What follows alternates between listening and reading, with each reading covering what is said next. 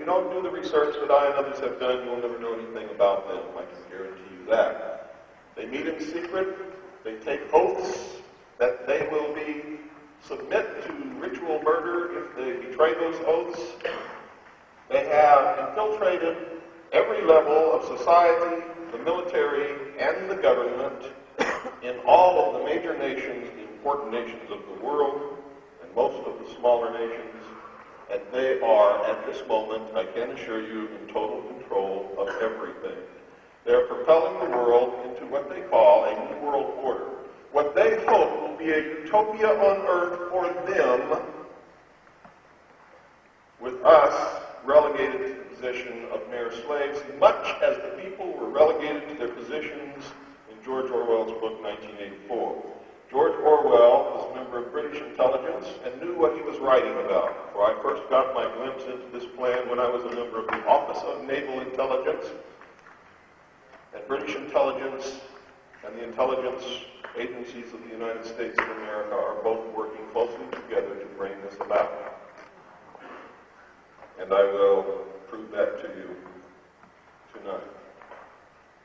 I found it intriguing in my research that in most, if not all, primitive societies, all of the adults are members. They're usually separated into male and female groups. The male usually dominates the culture.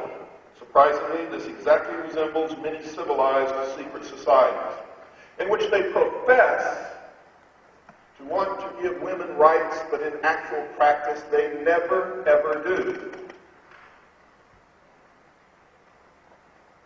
This could only mean that the society is working not against established authority, but is the established authority.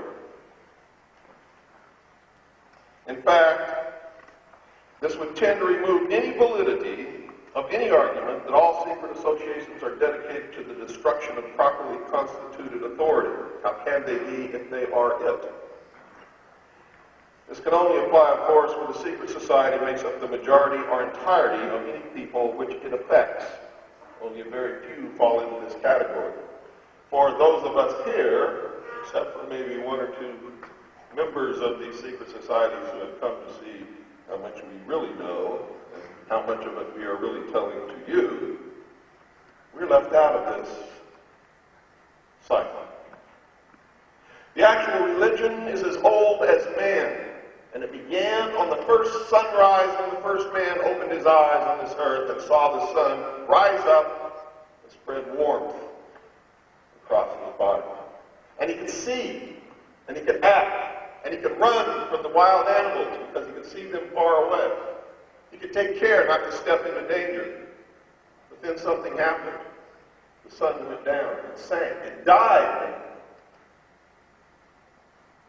And man was then confronted with the forces of darkness.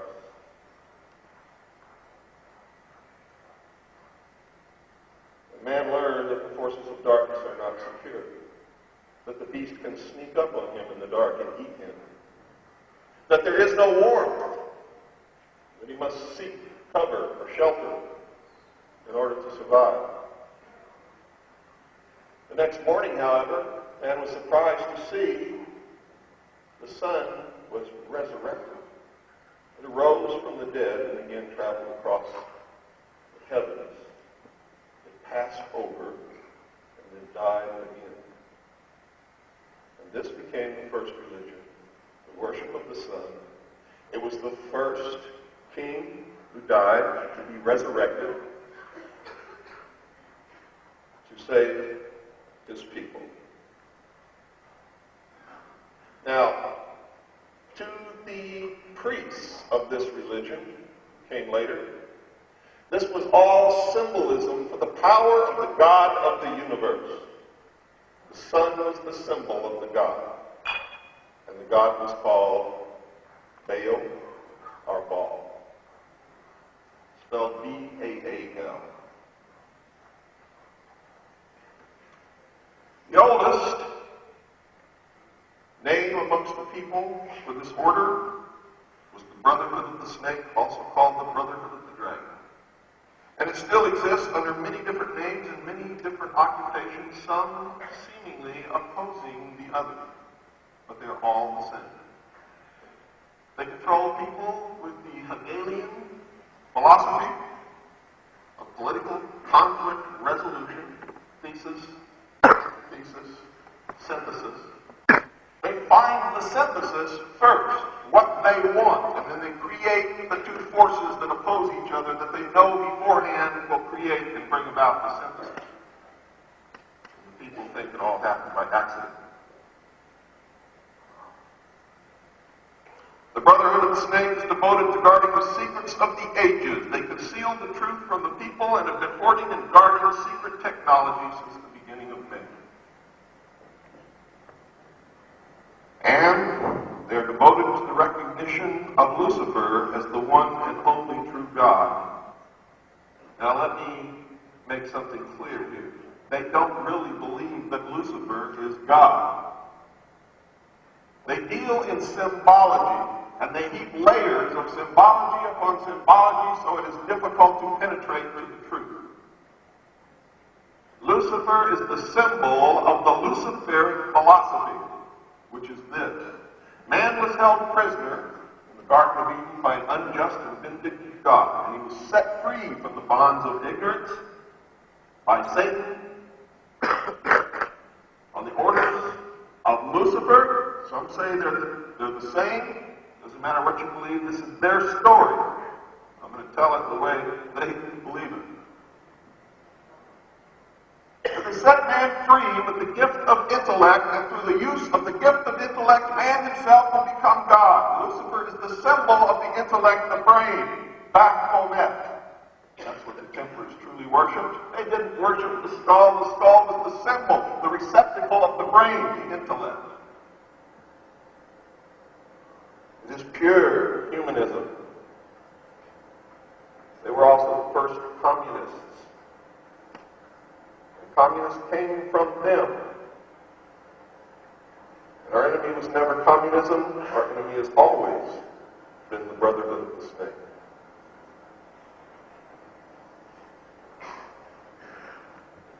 It is clear, ladies and gentlemen, that religion has always played a significant role in the course of these organizations and in human events throughout history.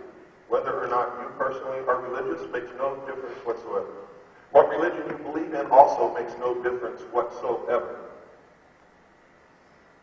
If they have the power and they believe this story or this philosophy, it will affect you no matter what you believe, no matter who you are, no matter where you live. That is the reality of the world. The quicker we understand that, the better off we will be. Communication with a higher source, often divine, is a familiar claim in all but a few of these organizations. The secrets of these groups are thought to be so profound that only a chosen, well-educated few are able to understand and use them.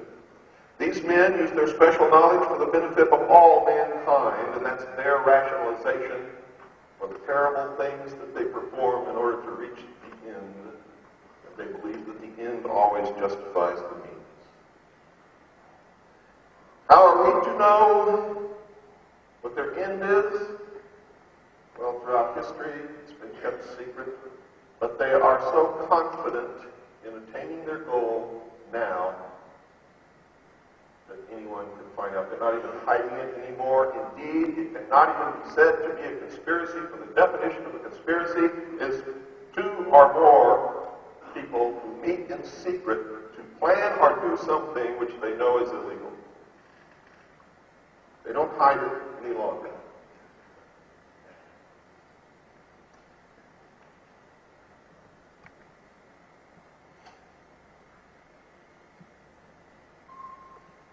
You have to forgive me, I have to pause every few minutes and wet my mouth because I have a sinus condition and the medicine I take dries everything up. Secret societies, folks, mirror events in everyday life. There's always an exclusivity of membership, and this is one of their holding forces that get you to want to join, get you to want to stay and preserve the secret. With the resultant importance attached to being or becoming a member. And this is found in all human endeavors.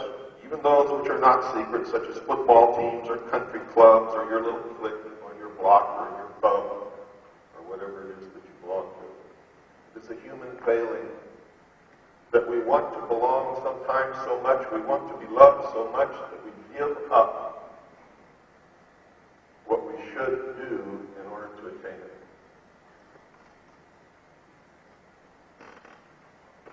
Because of this, most of the members of this exclusive secret society are insecure people. Insecure.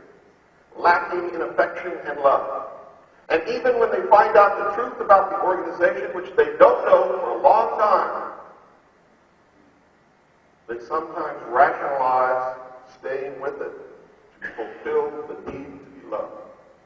So that they will not be rejected by the friends and the brothers and sisters that they've made during the years that they've spent with this organization that has become to mean so much to them.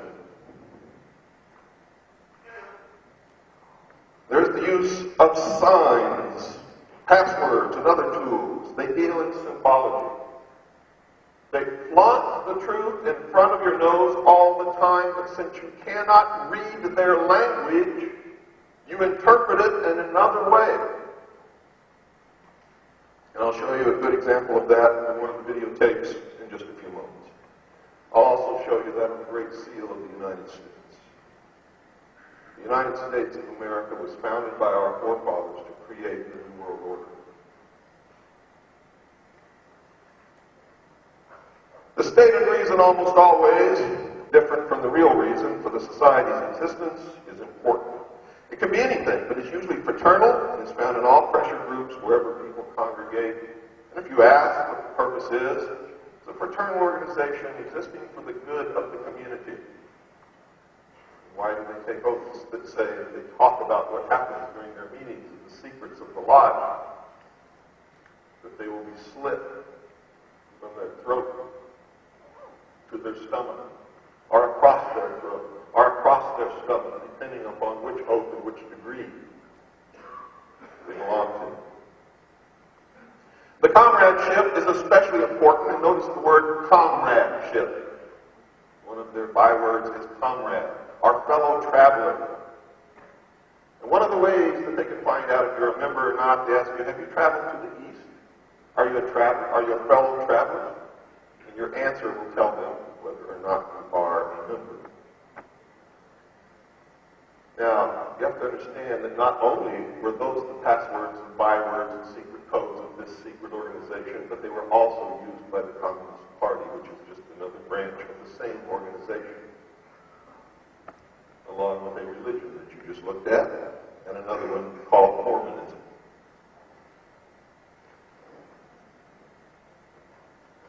Sharing hardships or secrets has always been a special thrill to man. No one who has ever undergone the rigors of boot camp in the military service is ever likely to forget the special feeling of belonging and comradeship that was shared between the victims of the drill sergeant or company commander.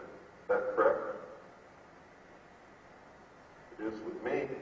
For it's a traumatic experience. You are called to die and be reborn, and that is what the process of initiation is all about.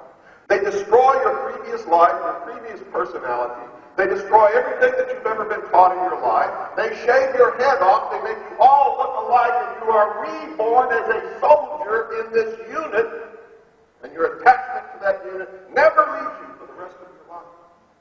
And it is brainwashing. It is the most basic form of brainwashing that there is. And all branches of the secret society requires that you be born again. You must suffer a ritual death and be born again. George Bush is a member of the Skull and Bones, which is a branch of the secret society. A ritual death, lying naked in a coffin in the crypt of Yale University, with a ribbon tied around his genitals, signifying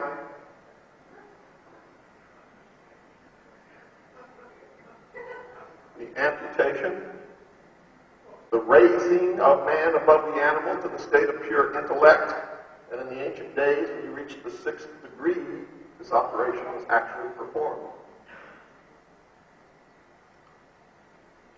That's why you read in these books, in the Arthurian legends, and in the legends of the ancient Egyptians, there's always this account of a procession of women holding a shallow dish. One of them is carrying a spear dripping blood, and there's a reed. The reed was placed in the urethra, so that when the member was amputated, urination could still be performed until the wound healed, and the urethra would not be sealed in the healing.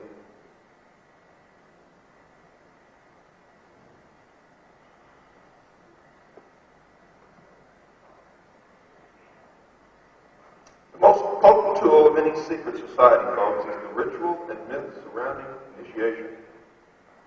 I use the example of boot camp in the military because most of us understand what that is, whether we went through it or not. Been exposed to it, either movies or television, or from your father, or an uncle, or a brother. And even many of you women in here have probably served your country in one of the branches of the military service. So you should be able to look back upon that experience and understand now better what happened to you.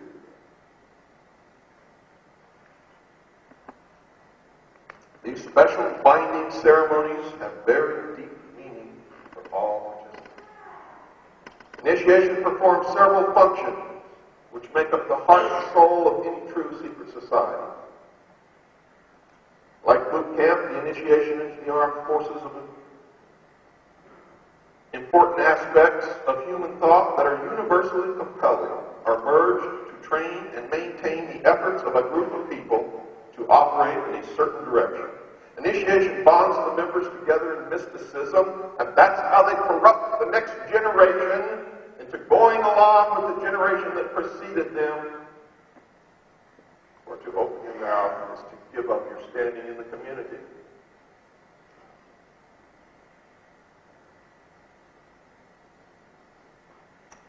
Neophytes gain knowledge of a secret, giving them special status. The ancient meaning of neophyte is planted anew or reborn. A higher initiation is in reality a promotion, inspiring loyalty and the desire to move up to the next rung and learn more. The goals of the society are reinforced, causing the initiated to act toward those goals in everyday life. That brings about a change in the political and social action of the member. And without even realizing the goal of the society, they are soon working to bring about the end, the completion of the ancient plan or the great work. The change is always in the best interest of the goals of the leaders of the secret society. The leaders are called adepts. This can best be illustrated by the soldier trained to follow orders without thinking.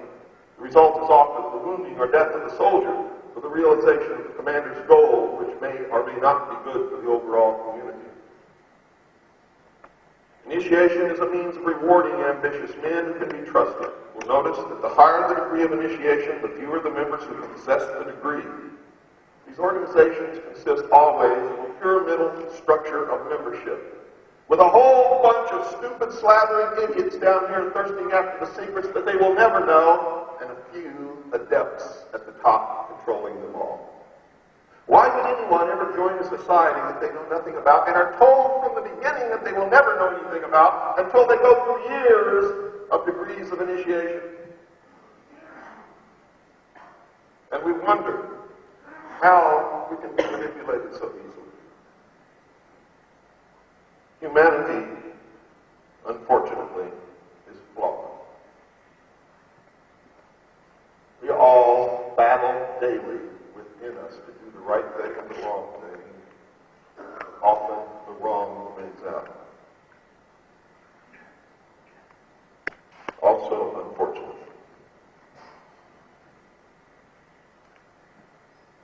This is not because the other members are not ambitious, but because a process of very, very careful selection is being conducted. A point is reached where no effort is good enough without a pull-up by the higher members. Most members never proceed beyond this point and never learn the real secret purpose of the group. The frozen member from that point on serves only as a part of the political power base, as indeed he is always have guessed by now that initiation is a way to determine who can and cannot be trusted, and who will be moved up to take part in the manipulation of the world. There are many methods of deciding that. I'm going to skip over those simply because they're not that important.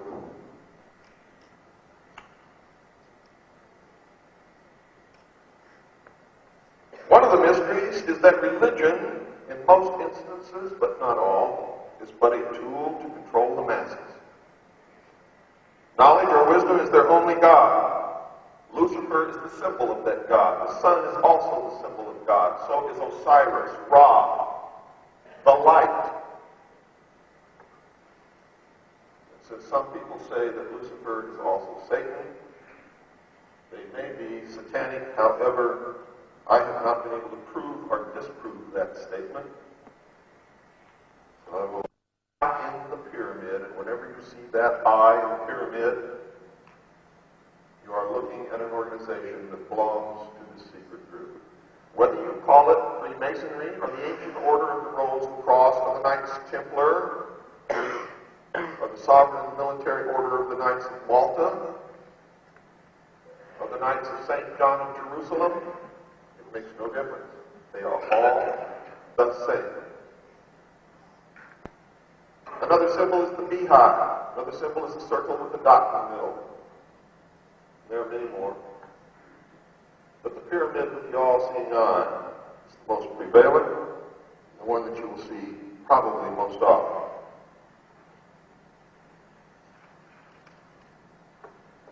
Undesirable effects of secret societies and their aura of mystery has sometimes given them the reputation for being abnormal associations, or at the very least, strange groups of people. Whenever their beliefs are those of the majority, they are no longer considered antisocial. A good example is the Christian church, which at one time was a secret society under the Roman Empire. In fact, the, quote, open, friendly, secret society, unquote, which is now the Vatican, actually ruled most, if not all, of the world at one time.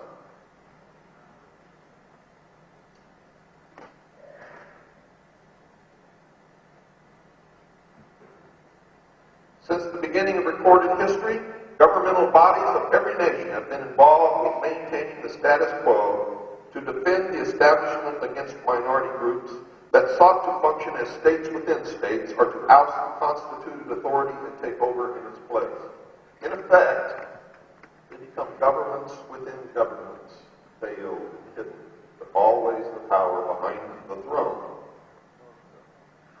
Many of these attempts have succeeded, but have not always lasted. Man's desire to be one of the elect is something that no power on earth has been able to lessen, let alone destroy. And that is one of their greatest powers. It is one of the secrets of secret societies. It is what gives them a political base and lots and lots of clout. Members often vote the same and give each other preference in daily business, legal, and social activities.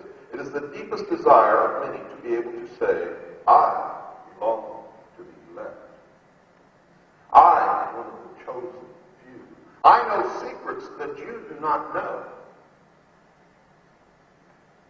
I am one of the masters. Houses of worship and sacrifice existed all throughout the ancient world. They were in fact temples built in honor of the many gods. Gods were there for the people. The priests knew the true esoteric knowledge and gave the people the exoteric, or the common interpretation. Esoteric means secret or hidden, and the people were never given it. These buildings functioned often as meeting places for philosophers and mystics who were believed to possess the secrets of nature. These men usually banded together in seclusive philosophic and religious schools and were known as the mysteries.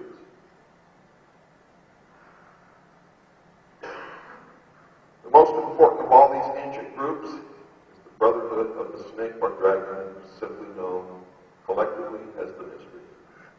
The snake and dragon are symbols that represent wisdom. The father of wisdom is Lucifer, also called the light bearer.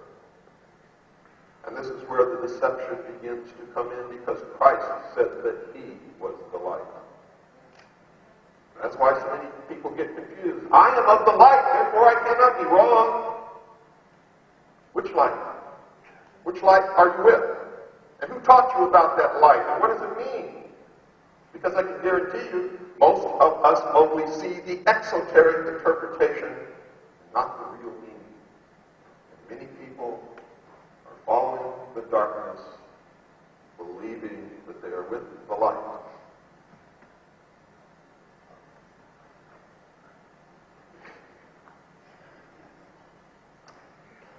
The focus of worship of the mysteries was the sun, also known as Baal or Osiris, Ra. The light, or Lucifer. Lucifer was the angel of light. He was the smartest angel in heaven. He had the most knowledge. He rebelled against God. He was flung down to the earth to be the master of the world. The legend in the mystery schools is that a star vanished from the sky. It was called the morning star. The morning star was Lucifer. How art thou fallen from heaven, O Lucifer, son of the morning star? That was the first UFO sighting in the history of the world.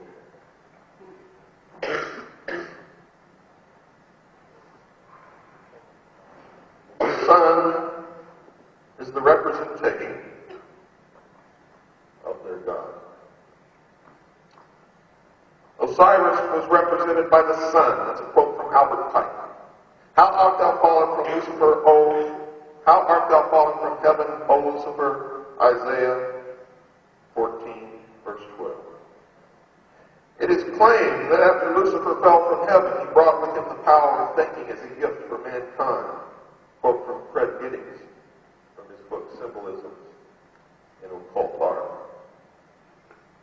Most of the greatest minds that ever lived in this earth were initiated into the society of mysteries by secret and sometimes dangerous rites, some of which were very cruel.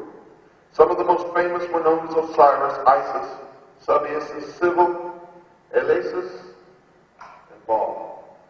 Plato is one of those initiates, and he describes some of the mysteries and his own initiation in his writings. Plato's initiation encompassed 3 days of entombment in the Great Pyramid, during which time he died symbolically, was reborn, and was given secrets that he was to preserve. Plato's writings are full of information on the mysteries. Manly P. Hall, 33rd degree Mason, stated in his book, The Secret Teachings of All Ages, that, quote, the illumined of antiquity entered its portals as men, they came forth as gods, unquote. The ancient Egyptian word for pyramid was kuti, which meant glorious light. Mr. Hall also says, quote, the pyramids, the great Egyptian temples of initiation, unquote. Pyramids, ladies and gentlemen, were never tombs. They were the temples of initiation of the worship of Lucifer. According to many, the Great Pyramids were built to commemorate and observe a supernova explosion that occurred in the year 4000 BC. Dr. Anthony Hewish, 1974 Nobel Prize winner in physics, discovered a rhythmic series of radio pulses which he proved were emissions from a star that had exploded around 4000 BC. And listen to this. The Freemasons begin their calendar from AL, which is in the year of light, Annos Luminos. Found by adding 4,000 to the modern year. That's 1990 plus 4,000 equals 5,590 AL. You can find these dates on the cornerstones of buildings where the cornerstone was laid with a Masonic ceremony. You will find them on most buildings in Great Britain. George Mikanowski wrote in The Once and Future Star that the ancient Sumerian cuneiform described a giant star exploding within a triangle formed by Zeta Pupae, Gamma Velorum, and Lambda Velorum, located in the southern sky. And the same tablets state that the blazing star that had exploded within the triangle would again be seen by man in 6,000 years. And according to the Freemasons' calendar, it will occur in what year? The year 2000. 2000. That's why we know, because their calendar ends at the date 6000, that the completion of the great work is scheduled for the year 2000. That gives us a little less than 8 years, folks, to do something about this, or join them.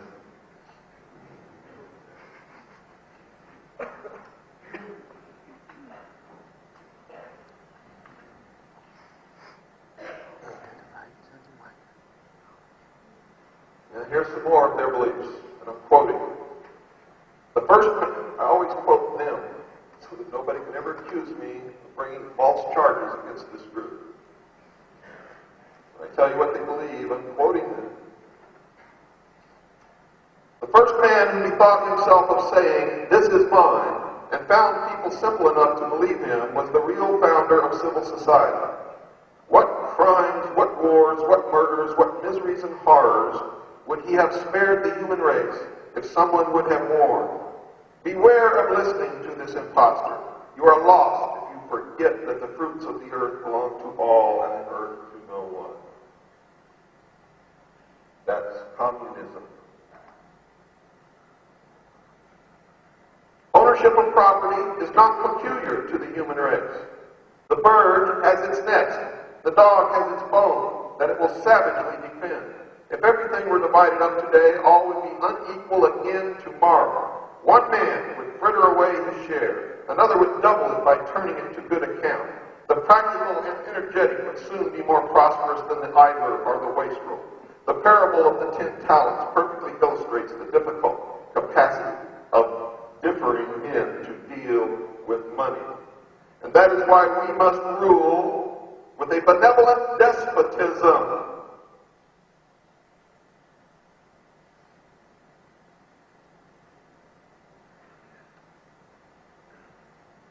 This is the precise language of internationalists today, and it is of course easy to point out the evils of exaggerated patriotism.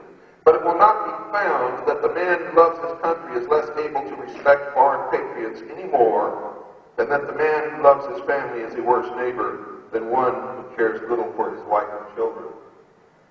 That's a quote of Nesta Webster. It was not one of them. The Bible tells us,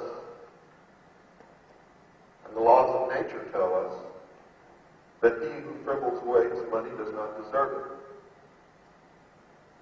He who beats his wife does not deserve a wife. It is to the fittest. It is to the one who earns, who does honest labor, should reap the reward. Why should one labor to feed all? For in those kinds of societies, that's exactly what happens. Look what happened in communism, Russia, the Soviet Union. One of the most frequently quoted sayings of the people in the Soviet Union was, "We pretend to work, and they pretend to pay us."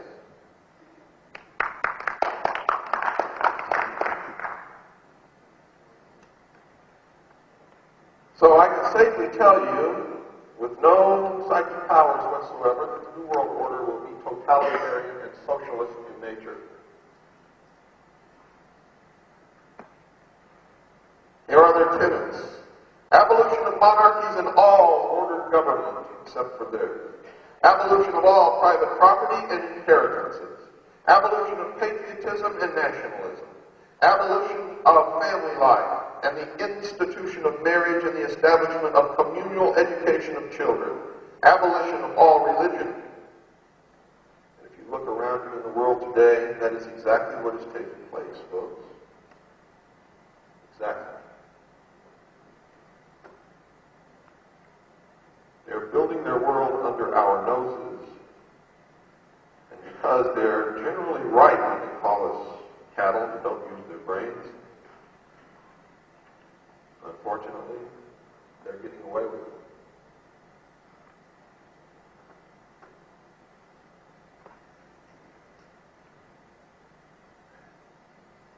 Cecil Rhodes, British subject.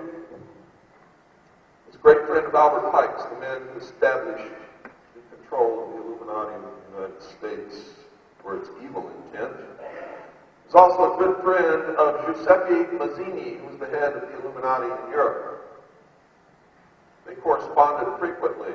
The letters between Pike and Rhodes and Mazzini used to be on display in the British Museum, and good researchers still may be able to dig them out, and they haven't buried them forever. And one of the things that Cecil Rhodes wanted to do was leave money in his will for the secret society that would bring about the New World Order. But to change that will, realizing that he left the money in the will, it would become public knowledge that there was going to be a New World Order, so he couldn't do that, could he? Instead, he left his fortune to Lord Rothschild to establish the things that Cecil Rhodes wanted.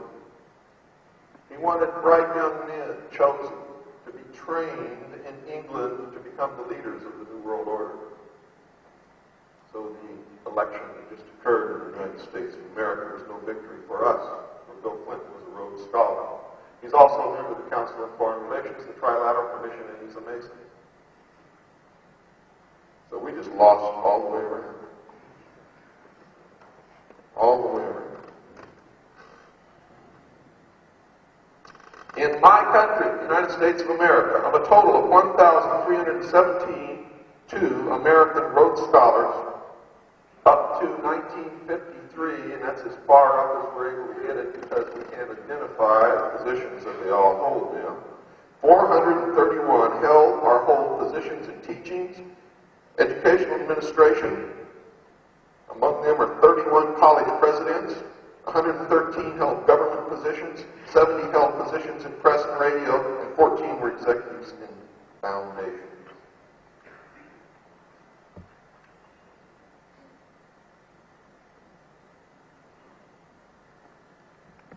Here's what Adam Weishaupt said. In reference to the various governmental leaders which the Illuminati had targeted for subversion, Weishaupt remarked, quote, "It is therefore our duty to surround them with the Illuminati's members, so that the profane may have no access to them. Thus we are able most powerfully to promote our interests. If any person is more disposed to listen to princes than to the order, he is not fit for it and must rise no higher. We must do our utmost to procure the advancement of Illuminati into all important civil offices. By this plan we shall direct all mankind. In this manner, by the simplest means, we shall set all in motion and in flames. The occupations must be so allotted and contrived that we may in secret influence all political transactions." That's why Franklin Delano Roosevelt said, "Nothing ever happens by accident. Everything is planned."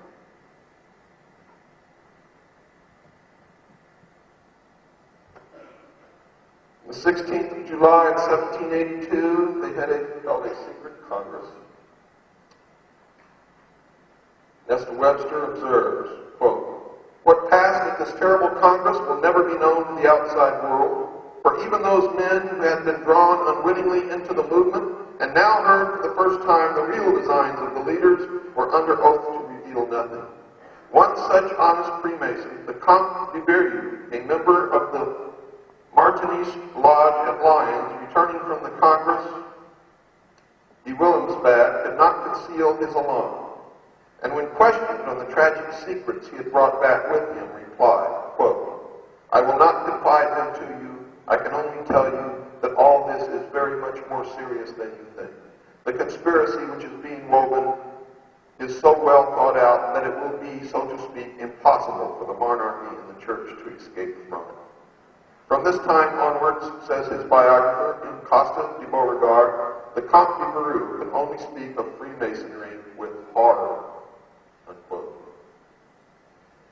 Shortly after that, a messenger writing from the Bavarian Lodge to another lodge in Germany was struck by lightning and was killed. Fell off of his horse. The people ran up and found him carrying a pouch with papers in it, which they gave to the Bavarian government. They were exact paragraphs out of what is now known as the Protocols has been blamed upon the Jews, and the Jews did not write the point that I made very well in my book.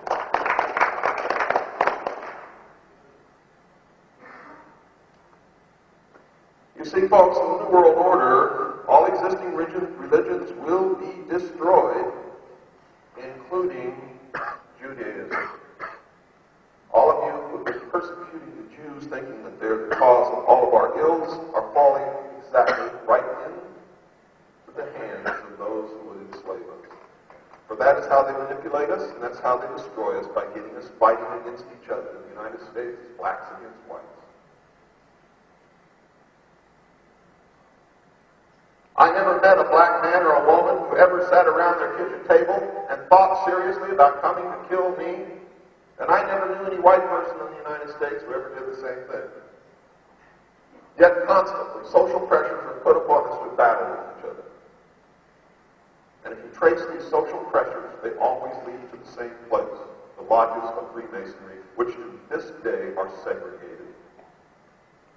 They have black lodges, but they're all black members. They have Jewish lodges, but they're all Jewish members. Yes, they do. It's known as the Order of the Eastern Star. The Eastern Star, remember the morning star, that's Lucifer. You'll have to ask Margaret. I live in the United States.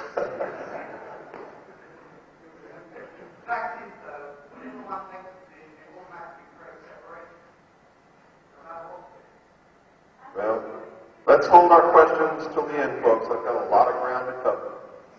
I realize that this is upsetting. I realize that some of you have family members who belong to this organization. I realize that some of you are hearing this for the first time and don't really understand what the hell it is you're hearing. But please be patient.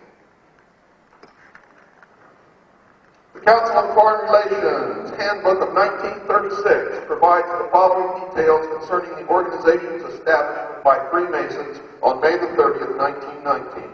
Several leading members of the delegations to the Paris Peace Conference met at the Hotel Majestic, and that's where Operation Majestic 12 comes from, the deception that is trying to convince you that aliens are here, in Paris to discuss setting up an international group which would advise their respective governments on international affairs.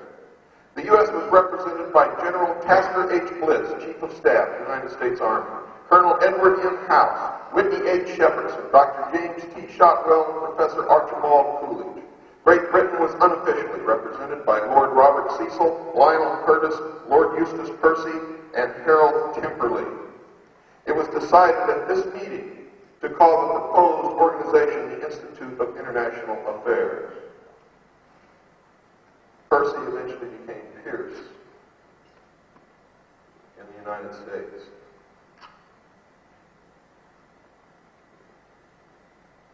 George Bush is a member of that family, as is his wife.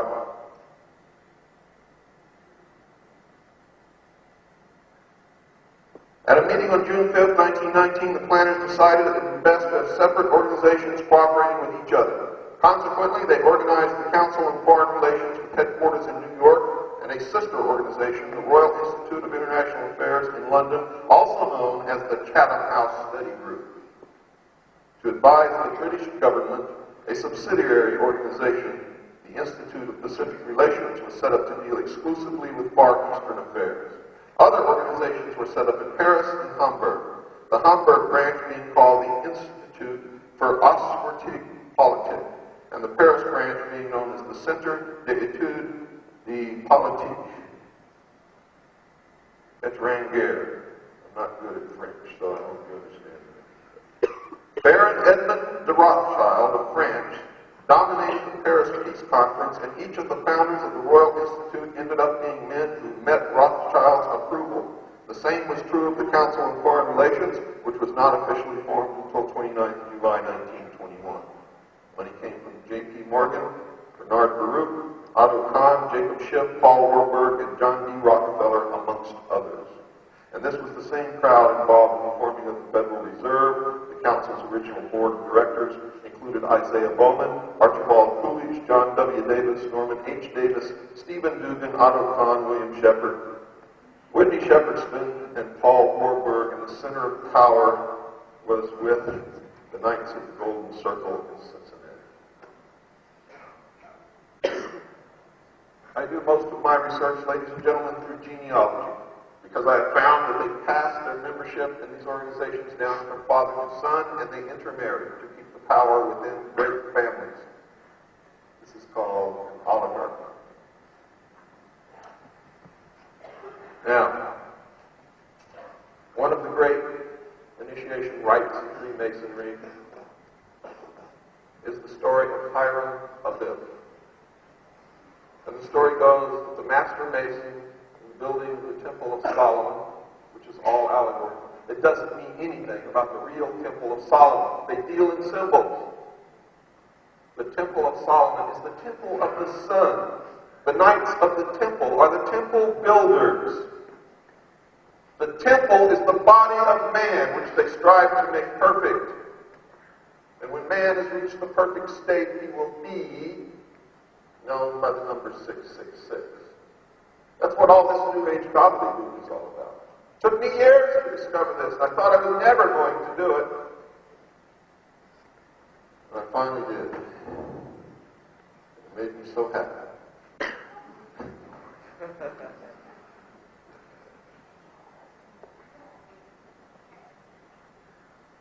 Hiram Abiff, the master mason of the temple, was killed by 3 fellow craft members. He was struck in the back, in the throat, and in the head. This symbolized, folks, not a real murder that actually took place in history. That's for you to think. It symbolizes the oppression of the order, the religion of Baal, by the state, by the church, and by the mob. And they are sworn to avenge the death of Hiram Abiff by destroying the state, the church, and shackle the mob. Who do you suppose the mob is? It's you and I. They want to enslave us forever. And if we're not very careful, they are going to do it.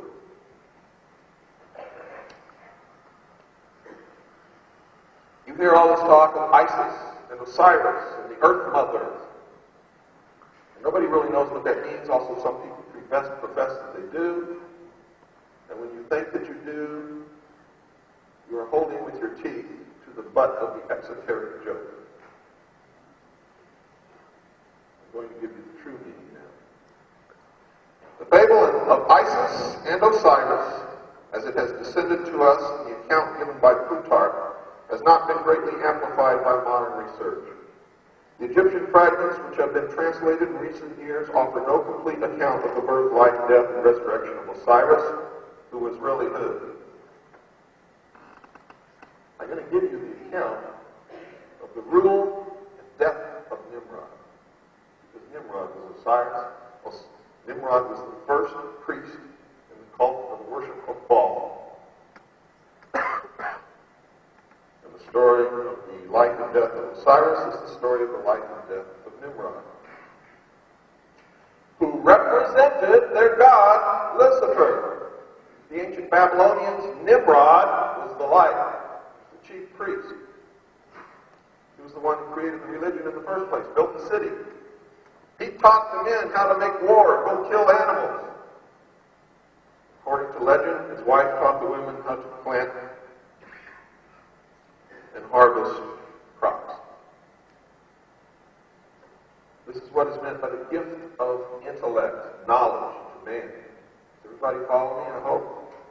If you get lost in this, heaven help us all, because it's complicated.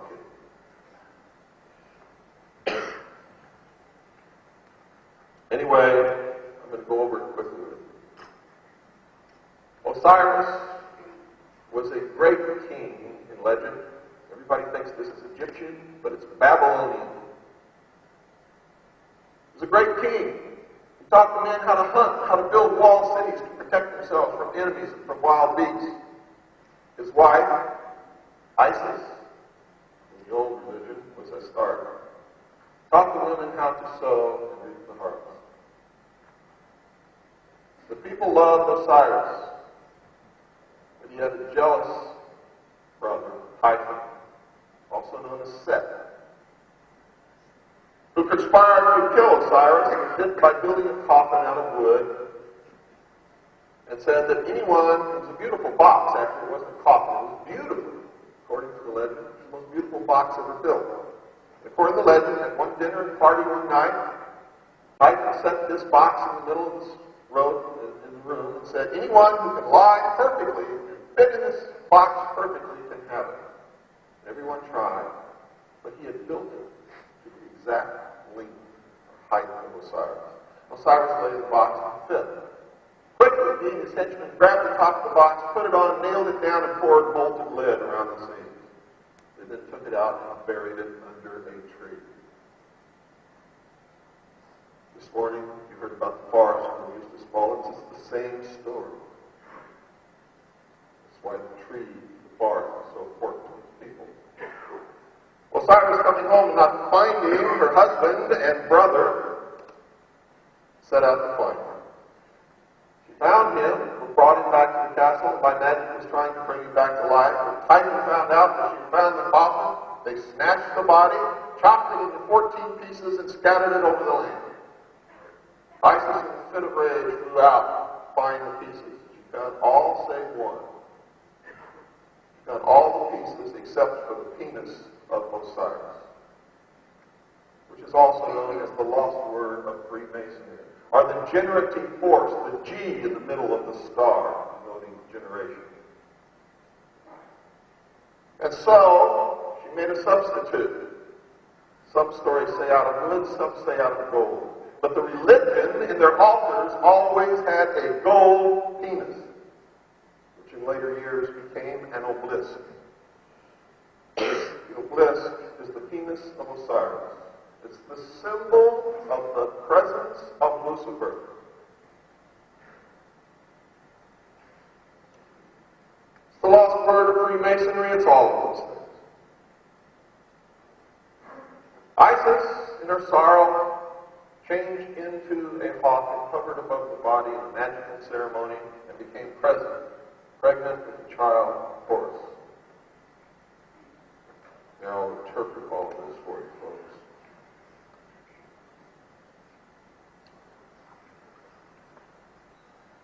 Osiris, the black god of the Nile, must be regarded as the personification of an order of learning. For Plutarch identifies him beyond question with the holy doctrine or the mystery tradition, as thought personifies the whole sphere of knowledge. And it was through his assistance that Osiris came into being. So Osiris embodies the secret and sacred wisdom reserved for those who were proficient in the ancient rites. It's important to understand that. Unquestionably, Osiris was later confused with other members of that vast pantheon of divinities which developed in the decadent period of Egyptian religious culture, but to the elect he represented to the end primordial knowing, the gift of intellect to man by Lucifer, through his agent, Satan. That utter realization of truth, undefiled by intellection, unlimited by any mortal procedure, uncircumscribed by the limitation of thinking. He signified not only that divine at-one-ment with the Absolute, which is the end of all illumination, but by his life, death, and resurrection revealed the means by which mortal consciousness could achieve that end. And Osiris was symbolized also by the sun, which died in the evening, was resurrected the following morning. Thus Osiris becomes a dual symbol, being in the first place the esoteric wisdom itself, or the hidden wisdom, and in the second place the composite order of initiates through whom that tradition was perpetuated. The personality of Osiris thus typifies the institution erected by the ancients to perpetuate the deathless truths of the soul. The living head was crowned with the plumes of wisdom and power. The hands bore the scepters of the three worlds, but the body was bound with the mummy wrappings of the dead, signifying that the soul was trapped in the body, in the material world. Here we find spirit, the living head, bound incongruously to matter, the mummified body. The soul was imprisoned in the narrow bonds of flesh. One thing is certain. Osiris represented the secret doctrine prior to that time when the omnific word was lost. Osiris is the first of the 5 children of Nut. He therefore corresponds with the first of 5 divine kings of China and the 5 exoterically known Diana Buddhas of Lamaism. The 5 children of Nut are the 5 continents which have appeared upon the earth and the 5 races which have populated these continents. Osiris is the primitive revelation of the first race. But as Isis was born upon the 4th day, we find this tradition coming into Egypt through the Atlantean mystery school, of which Isis is the symbol. And remember, Hitler and his generals believed in Atlantis also. They all belong to the same club, folks. And at the highest level of every country, they all belong to the same club, except your ruling family here, which because of the Queen Mother has refused to join. Because of that, we're going to see the monarch fall. And that is what is happening now. From the reign of Osiris, we glean the following philosophical things. There was a time, the Golden Age, when truth and wisdom ruled the earth. And this aristocracy of wisdom was a benevolent despotism, or dictatorship, folks. They try to make it sound good, but a dictator's a dictator. I don't care what you put in front of his name.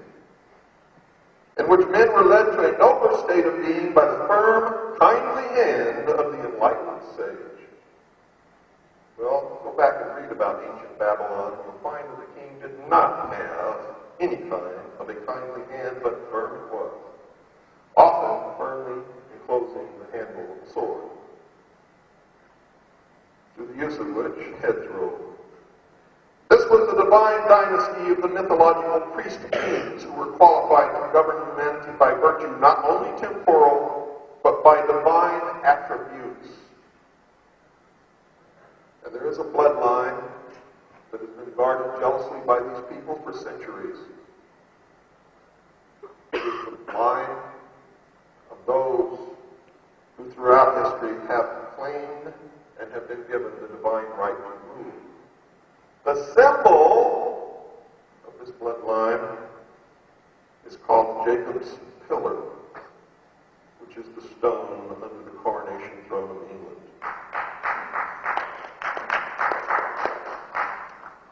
Through his priests, Osiris, representative of the hidden tradition, ruled the entire world by virtue of the perfection resident in that tradition. If we concede that Osiris is the positive pole of the universal life agent, then Isis becomes the receptive pole of that activity, and that is the meaning of the Star of David, the androgynous God, the male and female in one body. For the triangle is the symbol of the male, and the delta is the symbol of the female. And if you look at them with an open mind, they resemble the actual genitals of the two sexes.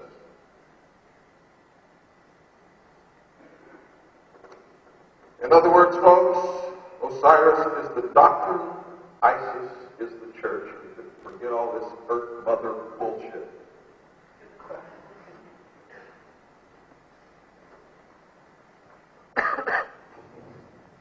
As in Christianity, it is customary to refer to the church as the bride of Christ. So in Egypt, the institution of the mysteries was the Great Mother, the consort of heaven itself. From this interpretation, we gain a deeper insight into the symbolism of the whole Osirian cycle. Isis becomes the temporal order of the priesthood, the accumulative body of initiates. She is personified as the temple. She is the mother of all good, the protectress of all right, and the patron of all improvement. She ensures nobility, inspires virtue, and awakens the nobler passions of the soul. As Diana of Ephesus, she is the multimamia who feeds all creatures from herself, and that is the true meaning of the statue with about 13 breasts. It's not lewd. It's their symbolism that Isis is the multimanian who feeds all creatures from herself. Now, I'm not saying I agree with any of this, just telling you this is what it is.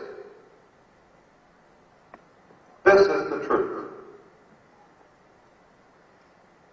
Without the truth, we can never be free. Like the moon, she shines only with the light of her sovereign sun, and that is the meaning of the sun and the moon in so many pictures and paintings that you see. It is the meaning of the crescent moon and the star. It is the meaning on the altar of Catholic churches of the both of Isis and the disk of Osiris. And you can see this everywhere. The sun and the moon are the symbols of Isis and Osiris, the mysteries.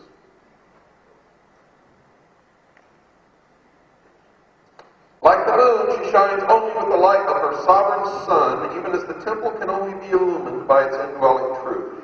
The temple is the body, remember? Can only be illumined by its indwelling truth.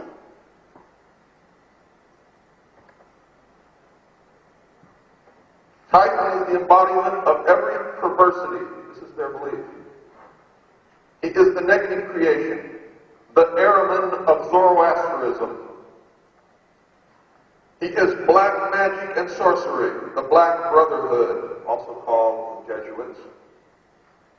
Nephthys, his wife, is the institution through which he manifests. He is neither a single evil nor even a sequence of ills, but an infinite diversity of them, indescribably insidious, empowered to infect the fabric of church and state. Typhon lured Osiris into the ark of destruction at the time when the sun enters the house of the scorpion.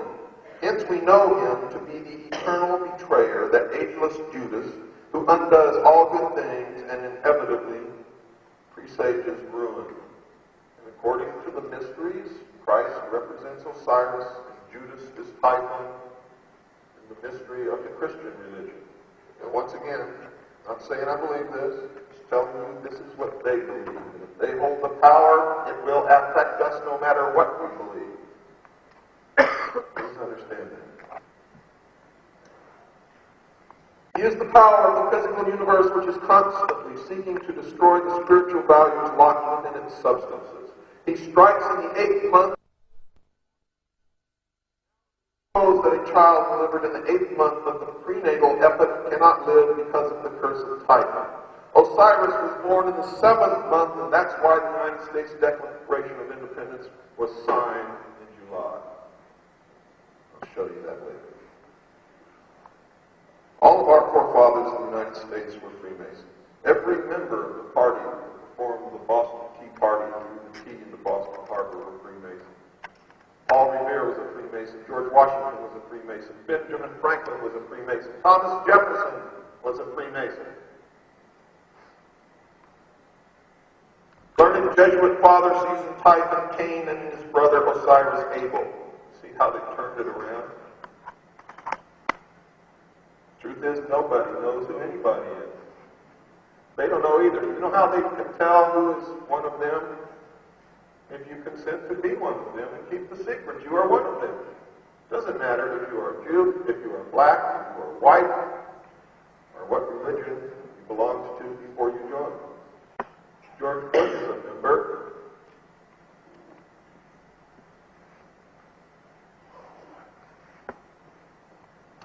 If such a parallel actually exists, then the biblical allegory is susceptible. Now, so you don't start getting antsy, this was written by a 33rd degree Freemason. Remember, I only use their words when I tell you what they believe. Typhon is the desire of the few pitted against the good of the many. Again, communism. He is the spirit of dissension and discord that breaks up unity of purpose by setting factions against each other so that great issues lose the name of action. And these are the people who really do that. The desire for riches, pomp, power, and sovereignty, which is what all American citizens possess, sovereignty. this evil genius was obsessed reveals the temptation by which humanity is deflected from its ultimate goal and led into the byways of sorrow and despair. Typhon, the queen of Ethiopia, and the 72 conspirators represent the three destructive powers, preserved to modern Freemasonry as the murderers of the master builder Hiram Abiff, the church, the state, and the mob. Representing ignorance, superstition, and fear, the destroyers of all good things. The advent of greed and perversion marked the end of the golden age of the Osirian age. And when the good prince Osiris, the deeper truth, returned to his own land, he became the victim of a hideous plot. What is this mysterious chest, so beautiful in its outer appearance, but so fatal in its application? Plato, who was wise in the wisdom of the Egyptians, would have answered that it was the body that lures the soul into the sorrows of generation. If this interpretation be projected into the social sphere, the chest becomes symbolic of material organization. Witness the application of this thought to Christianity, where the pomp and glory of the outer show a vast ecclesiastical decaying mechanism that has all but destroyed the simplicity and dignity of the primitive revelation of the mysteries.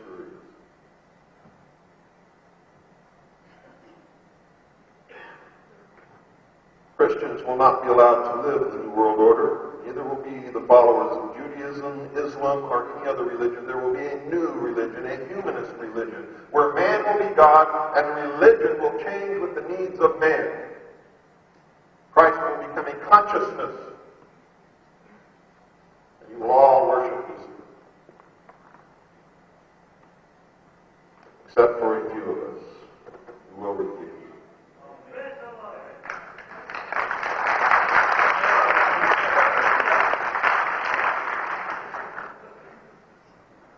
With truth dead, or at least exiled to the invisible world, material facts were superseded by opinions. Opinions bred hatreds, and men finally fought and died over notions both senseless and soulless.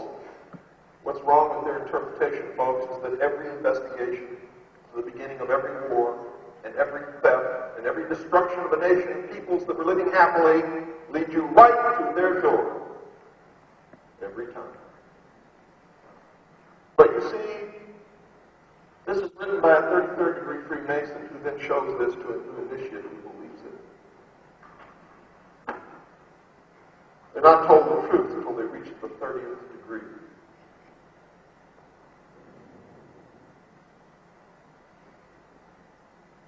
In the dark ages of uncertainty, when reality hid its face and no man dared to know, the leering Typhon ruled his ill-gotten world, binding men to himself by breeding 1,000 uncertainties to sap courage and weaken conviction.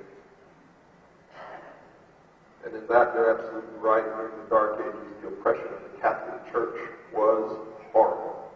And anyone who whispered anything that disagreed with the utterances of the Pope were burned at the stake. Men ask, why seek to know? Knowledge does not exist. Life is a cruel jest, purposeless, and of short duration. Because the human mind demanded intellectual expression, Typhon sowed the seeds of intellectual confusion, so that numerous orders of learning appeared which were convincingly plausible but untrue. These various orders of thought survived by catering to the weaknesses and limitations of the flesh.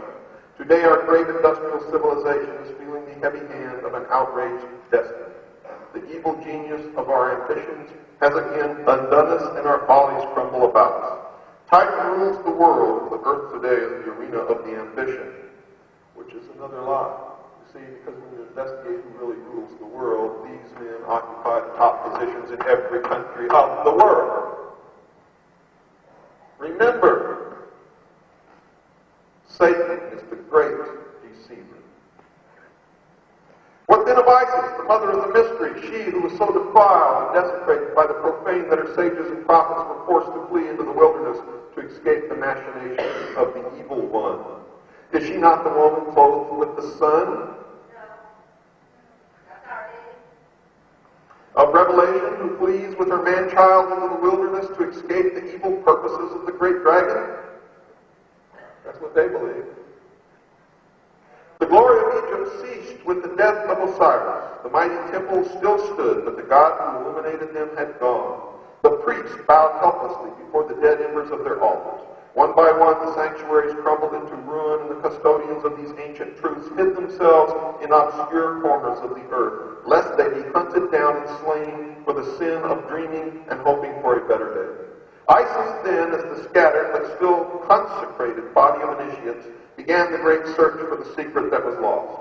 In all parts of the world, the virtuous raised their hands to the heavens, pleading for the restoration of the reign of truth. Well, that can't be true, because none of them knew anything about anything or who they even were until they went up the ladder of initiation. This congregation of those who prayed and labored and waited, the great congregation of a world in anguish, this is ISIS in sackcloth and ashes searching for the body of her Lord. There is the symbolism of why this country, my country, was founded, who founded it, and what they're all about. I'll show you that right now.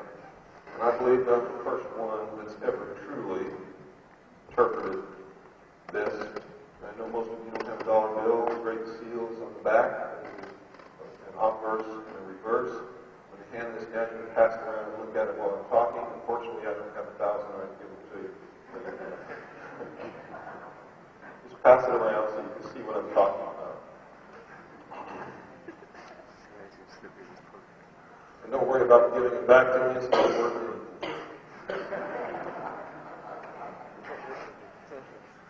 It says it's a note. If you try to redeem it, you'll laugh at it. For those of you who really know what a note is. On the obverse of the front of the Great Seal of the United States, you'll see an eagle. In the beginning, it was a phoenix bird. The phoenix is the symbol of the sun. It's also the symbol of death and resurrection. The phoenix is also the symbol of the New World Order rising from the ashes of the old, as in the Phoenix Journals. You'll see that this eagle has a crest upon its chest with 13 bars and 13 stripes. That is the symbol that the vital organs, the secrets, are protected. 13 is the number also of the phoenix. It is the number of death and resurrection. It is the number of Christ, of Osiris, of Nimrod. And if it's an unlucky number, then the United States of America is the only most unlucky country that's ever been born upon this earth, because everything here is 13. In its beak, you'll see a ribbon that says E pluribus unum. Out of many, one, and they don't mean states. You'll count in the left wing 32 feathers, the highest degree in the Scottish Rite of Freemasonry. In the right wing, you'll count 33, the meritorious degree granted only to those who help the furtherance of the plan, the completion of the great work. It's an honorary, meritorious degree. You'll see 9 tail feathers representing the 9 hidden supervisors. You see that also in the ancient Order of the Rose and Cross, the 9 founding members. The Ascended Master. Remember, they always claim communication with a higher order. In the left talon, you will see 13 arrows, which denote aim, purpose, and, if necessary, death to those who oppose. In the right, an olive branch with 13 leaves and 13 olives, symbolizing that they are bearing fruit finally. And that they would rather do it peacefully by deception. For have you ever eaten the fruit of the olive tree? It doesn't taste good, folks, unless it goes through a long treatment.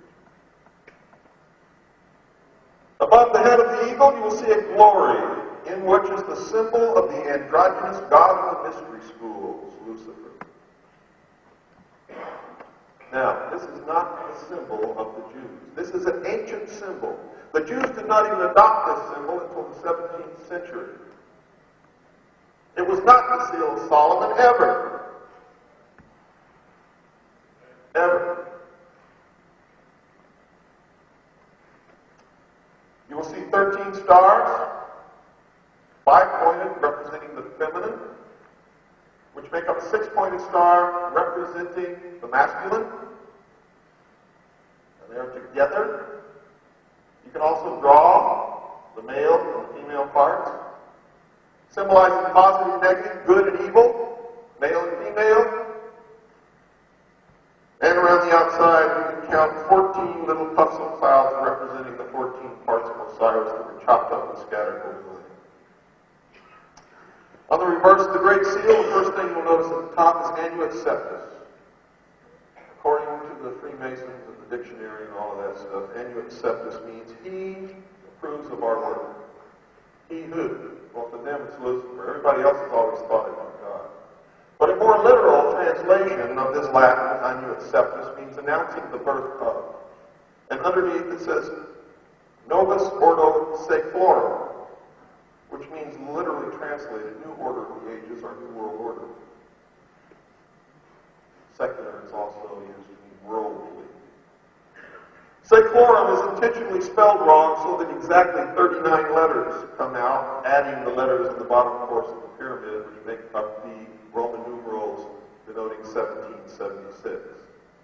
Also the year the Illuminati was founded in Bavaria by Adam Weishaupt, who was a Jesuit.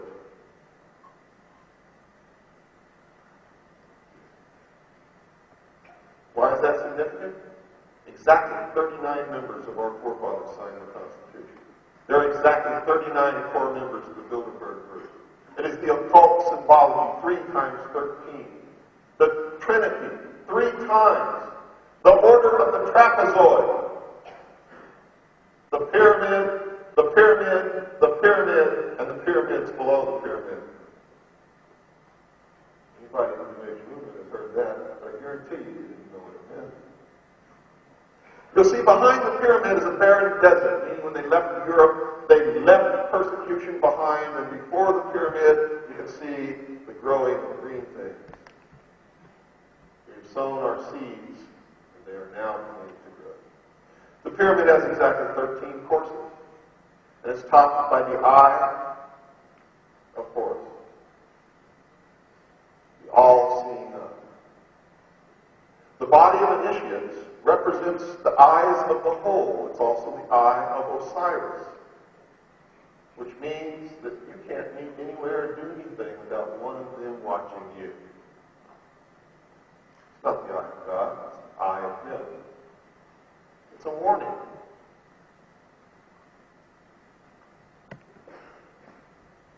Now, the order of the trapezoid is those who believe, I'll put it the very easiest way that you will all understand it. For every action is an equal but opposite reaction. It's the law of the universe. It's one of the first laws of physics. Right? Everybody understand how that works? They believe that creation begins with a thought and can become real, material, really here, in action, thought, desire, action.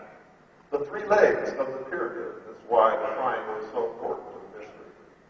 Thought, desire, action. The Trinity.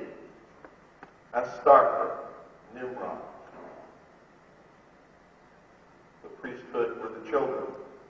Osiris, Isis, Horus, the child. The body of initiates. Father, Son, Holy Ghost. Throughout history, every religion has had a Trinity at the top. Thought, desire, action is creation. This is what they believe.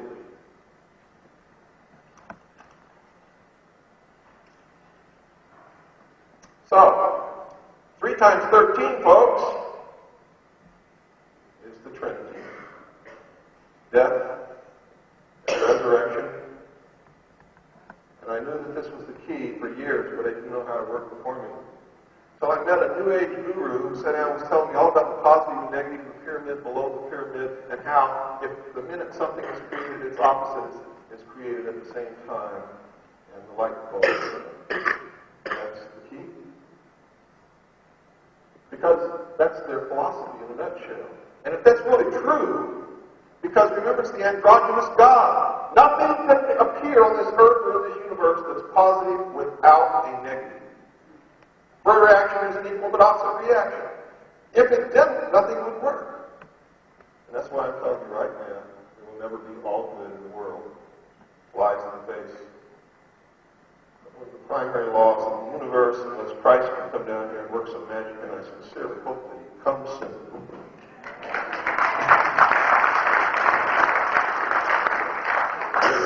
So I knew that now my Trinity here had to have a pyramid below the pyramid, so I did it. And then I went back and studied my forefathers, because I knew this nation was created for a reason, and everybody's talked about it in my country since the inception of this country, the secret destiny of the United States of America.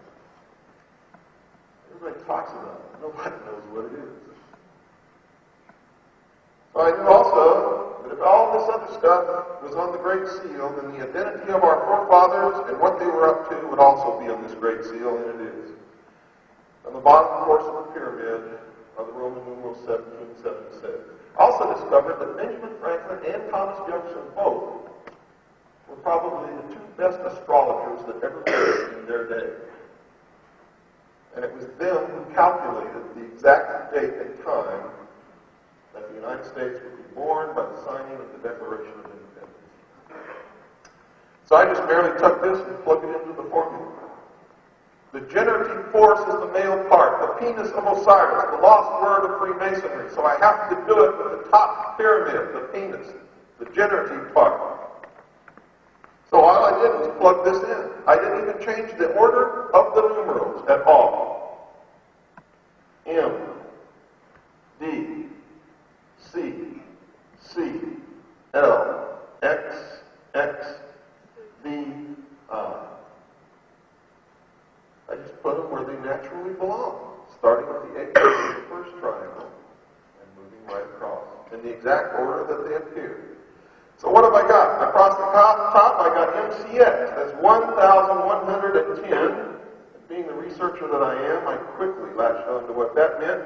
That is when the Priory of Sion founded himself upon the Temple Mount in Jerusalem and began his search for the relics of the religion of Christianity and the mysteries.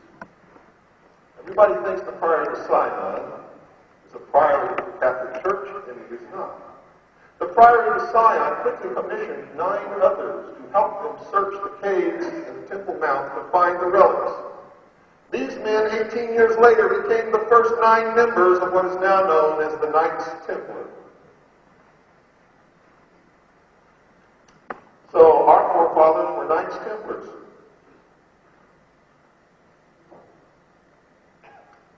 And they founded this country for this reason, folks. We'll do the bottom now. DC is 600. LX is 60. BI is 6. The United States of America was founded to bring the Antichrist into the world.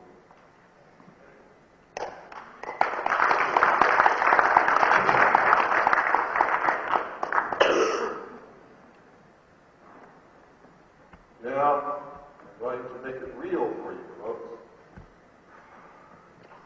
I need the first video, please. And the lights off on the stage.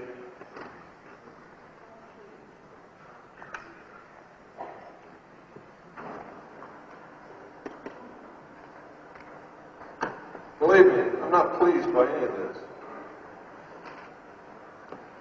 This happens to be true.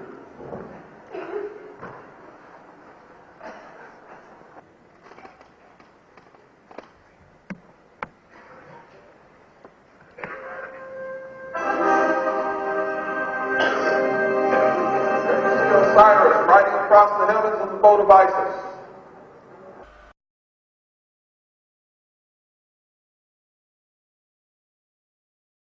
And let's have the next one. Oh, wait, hold up on the next one for just a moment. Folks, what I'm going to show you now is startling.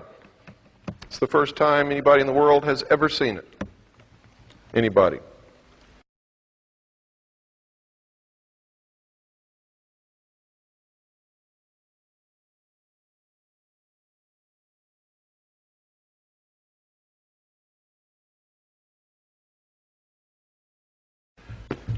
Probably the most dangerous thing I've ever done, what I'm going to do now.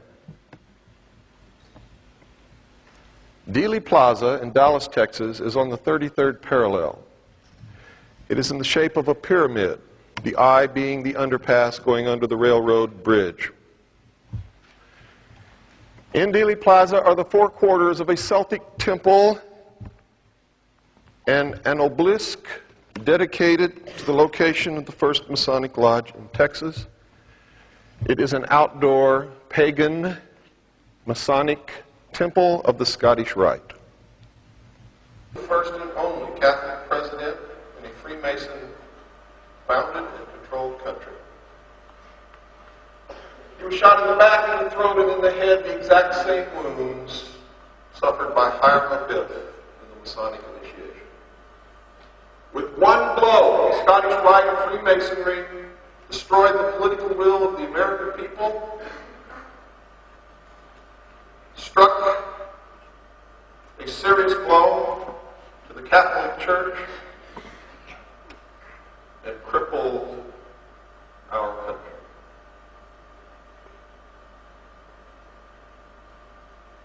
And what you're going to see here is the first time that anyone has ever acknowledged that. They never show you what's in Dealey Plaza, and I didn't know myself until I went. And after all my research, I went to Dealey Plaza, and I was standing in the middle of a pagan temple, the Scottish Rite of Freemasonry, and tears came to my eyes. At the 33rd degree, right round the world. That's correct. If you look into history, you'll find that many, many famous assassinations have occurred on the 33rd degree. The 33rd parallel is a symbolic number of Freemasonry. It means the completion of the great work. Some more step toward the completion of the great work. Okay, will you roll the tape, please?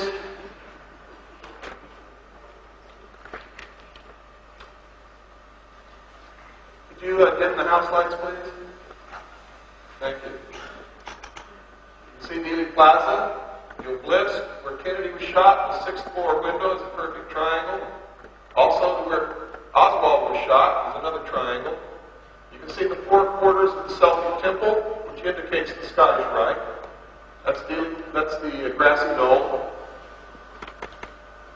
We rented a helicopter and did a flyover. That's the grassy knoll there. That's the railroad yard behind.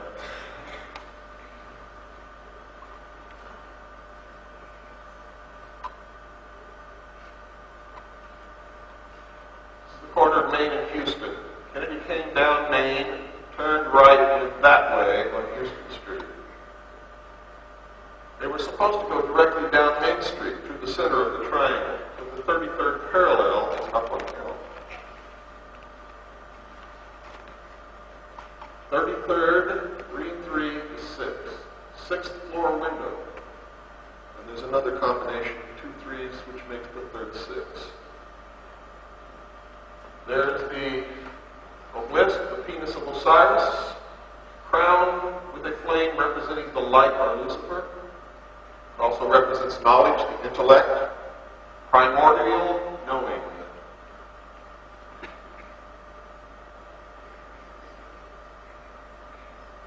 We never showed anybody this on television or in movies ever. They don't talk about it in books. And this 5-pointed star on top? No, that was a flame. First, Fraternal Lodge. We called the Historical Society to make sure it was the Scottish Rite of Freemasonry.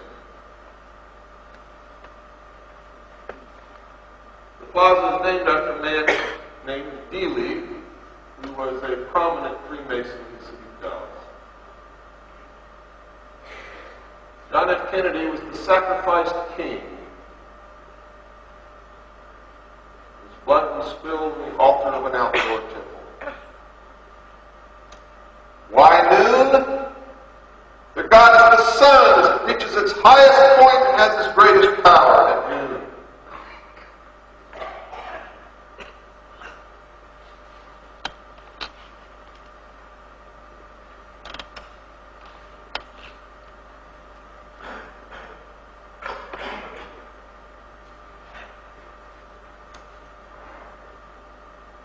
It's ironic that the symbol of Lucifer, the eternal light, has been placed upon the dead king's grave.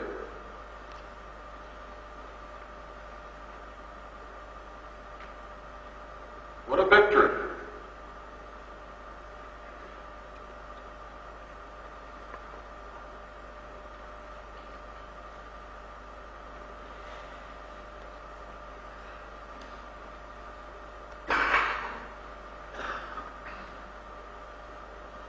Who are the Scottish Rite of Freemasonry? They are the Knights Templars.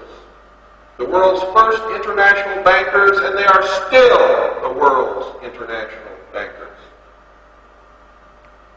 They never lost a penny of it. The King of France, when he rounded up the Templars in France, didn't get a penny.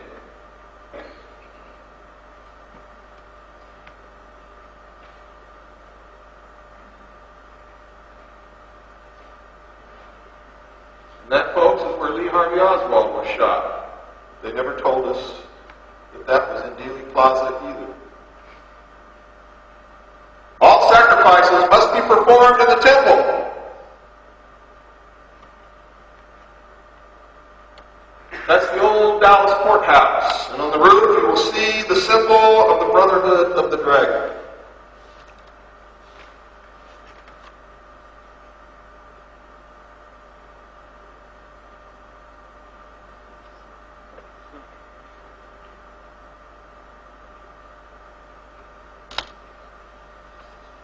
Now, I assure you, I did not build Dealey Plaza just to come here and show you this film. But someone will accuse me of that. Right, Eustace? This is the reflecting pool. And you see the pyramid. Beneath the pyramid, the positive and the negative. And at that time of day, I was standing in direct line with the obelisk and the 6th floor window. And the reflection points directly to the 6th floor window. It was amazing to watch all these people walking around there not understanding what it was that they were staring at. You see how arrogant these people are? Their arrogance is overwhelming. They have no fear of us.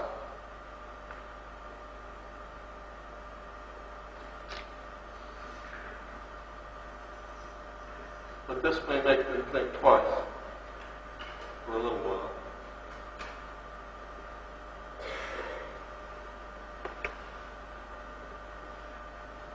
This is behind the grassy knoll. I can guarantee you Kennedy was not shot from behind the grassy knoll. I've stood at that fence and watched the cars go by. It is the worst place an assassin could ever choose. Especially, as they all describe, the man back there having a scope on his rifle. Now, if you're a marksman and you realize how close that road is to the fence, and you try to shoot somebody coming from left to right, directly across in front of you, that close, using a scope, and you tell me that you're a good assassin or a marksman, and I'll tell you you're out of your mind. But somebody was back there making noise like a gun. I don't know if it's firecrackers, or bullets, or blanks, or what. But whoever was behind that knoll making the noise was not the person who was to kill Kennedy, or that killed Kennedy, as you will see. This is from the corner. All kinds of things. You know, they all show us the grassy knoll and tell us there was a gunman up there, but they never take you behind the grassy knoll with a camera to show you how impossible it is to kill a president from that position. But that's what they want us to believe, because we'll never get at the real answer if we don't, or if we do. And remember, on the day Kennedy was shot, there was people all over there. All over there, just like them. Probably more people.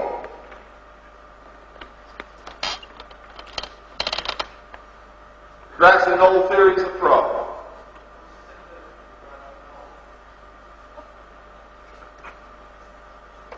We found these two storm drains. And the one on the right, there was no hole to look out of, so we looked out the one on the left. It's certainly a better position than the grassy knoll. The one on the right would have been much better. And down below on the one on the right, both connected by a big culvert between the two, is a manhole cover that disappears into the sewage system of the city. We know that some shots came from the front, but we don't have any. And we don't even know if that's the place. We just know that the grassy knoll is an insane place where an assassin can attempt to shoot someone if he wants to be successful.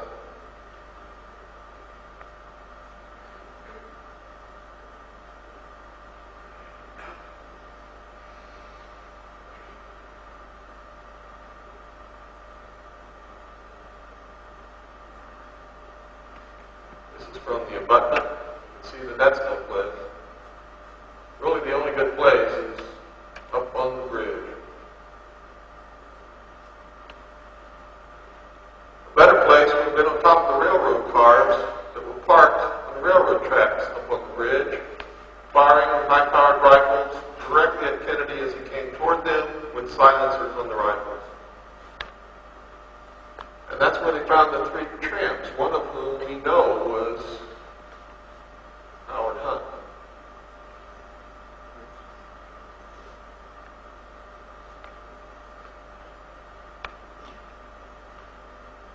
We found those three tramps in the railroad cars.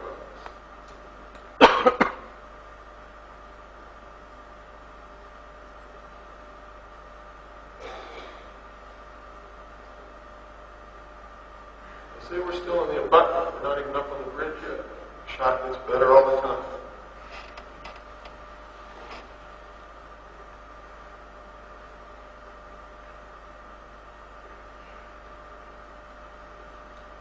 Now we're on the bridge.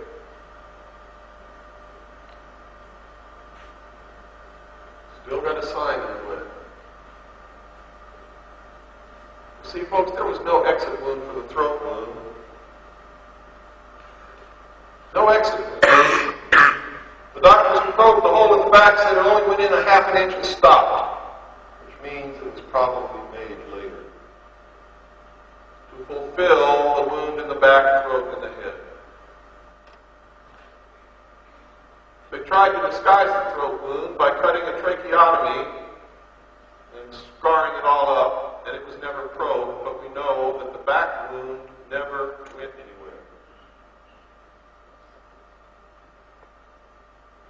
That's a perfect shot, whether it's from laying down, firing through the balustrade, or from the top of one of the boxcars on the railroad tracks. But we still don't really know. And maybe we never will. And it's not important at all when you understand the organization was the Scottish Rite of Freemasonry. They also founded the Ku Klux Klan.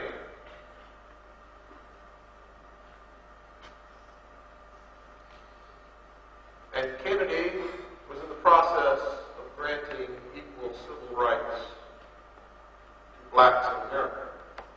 Aside from the fact that he was Catholic, and he was striking at the bankers even more because he was printing United States notes non-interest demanding our marriage. That wasn't there in that day. If it had been, maybe a whole restaurant would have seen him kill Kennedy.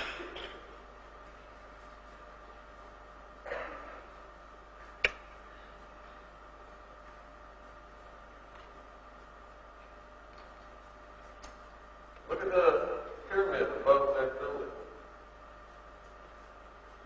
It's been erected since, but it's a direct line with the center of the bridge and Elm Street. Which in the case of the pyramids, folks, very seldom ever an accident where they're placed.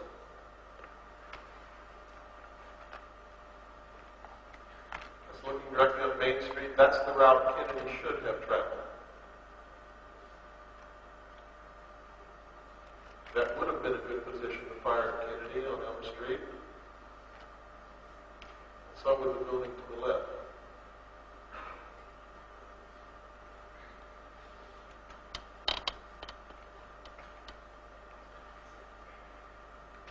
But the building behind which is the pyramid would have been an even better spot because it's a direct line.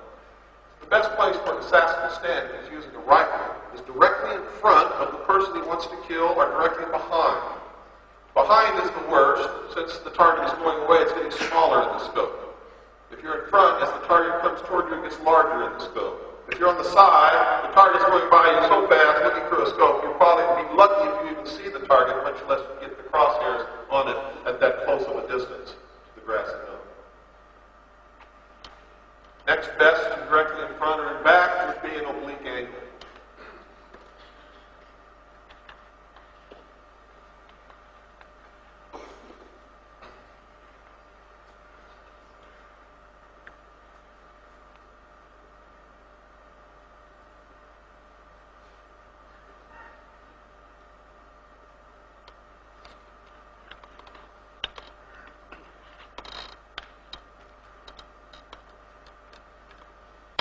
John F. Kennedy was putting a severe kink in the New World Order. In fact, I think if he'd lived, he may have been able to stop it in its tracks. He certainly would have saved the United States from slavery just by the printing of United States notes instead of Federal Reserve notes.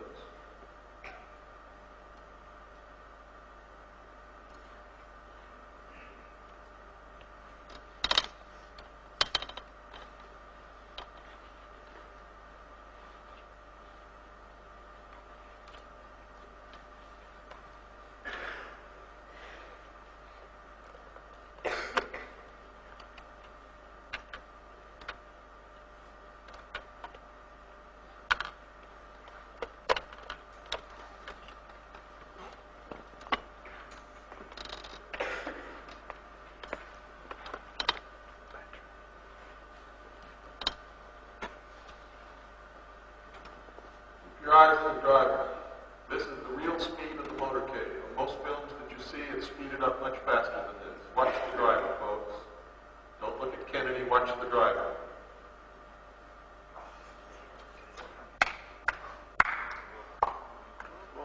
You'll see it again. Watch the driver. Right after the driver turns around and appears to shoot Kennedy in the head, watch the right front windshield. This is the first time anybody in the world has seen the whole film with no footage missing. Every frame is in this, except for right here, where it stops and starts. Pardon? This is also the wide-angle view. It's not zoomed in like most of the television productions That's are. correct.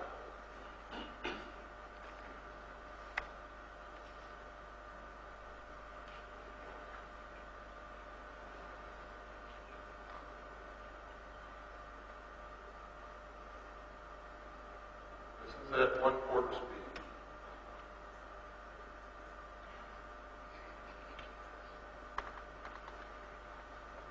That's the place, that's the only break in the film. It's not missing frames, it's where Zapruder turned it off and then started it again.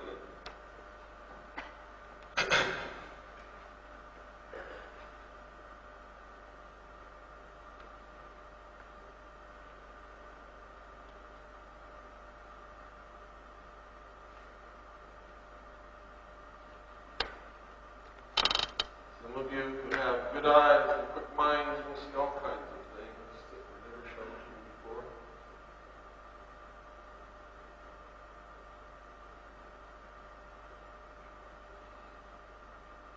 See, the passenger turns all the way around, sees the Kennedys not dead. He turns around and Barrett says, "Hey man, he's not dead. What are we going to do now?"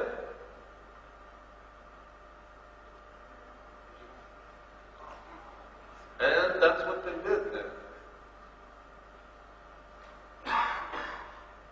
It keeps going, go through the front windshield.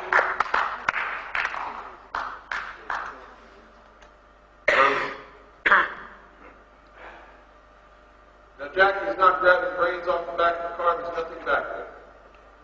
Absolutely nothing. We put this on the computer, blown it up, examined it pixel by pixel. There's no wound to the back of Kennedy's head.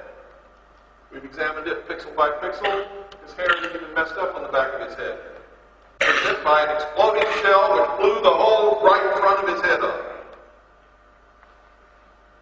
Look at the car. Stopped, blocking the motorcade underneath the overpass, and it doesn't move until Kennedy's limousine almost runs into it. That was to make sure that he didn't escape without being thoroughly creamed.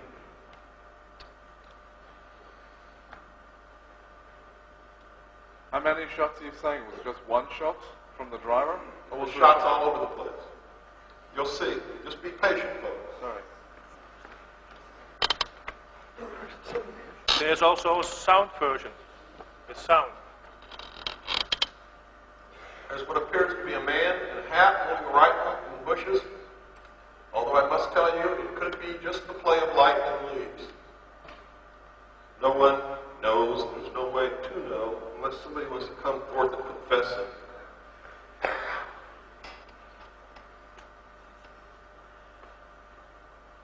On the computer, we can't even tell.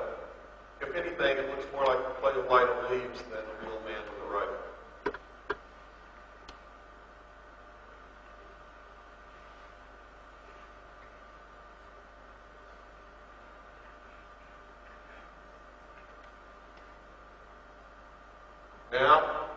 the front seat of the car.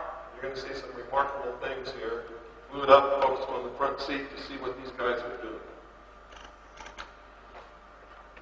And we see that Kellerman, the passenger, is turned around looking at Kennedy. And you'll see that something has happened to the windshield. It's been brushed. You can also see a bullet hit the top of the chrome. In fact, it just did in the last two frames.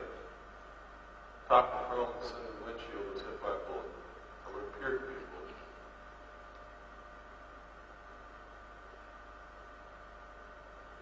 See, Greer is also looking at the president. Greer right there, looking directly back. Now, if you know anything about the training of people who drive cars for important people, he was supposed to have his foot through the floorboard, get that limousine out of there, not looking around. Kellerman, the passenger, is now beginning to talk. They're talking right now with each other. He's going to lean forward and take the wheel with his left hand, Kellerman wheel, the passenger.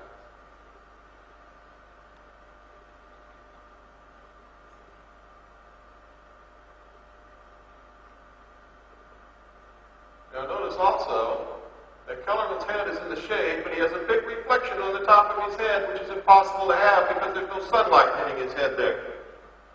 And on the computer, we found that they've literally scraped the emulsion off the film to hide what it is that's happening in the front seat. They brushed over the window, and they brushed all in here.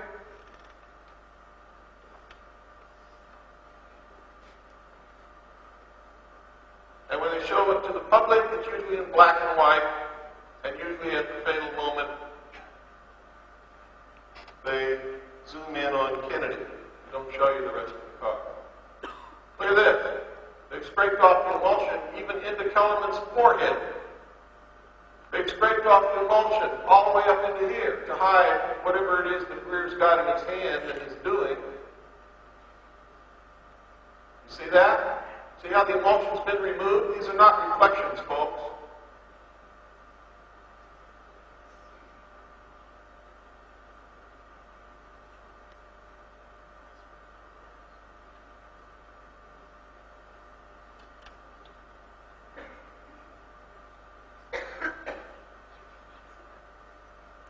You'll see it even better here in a few minutes.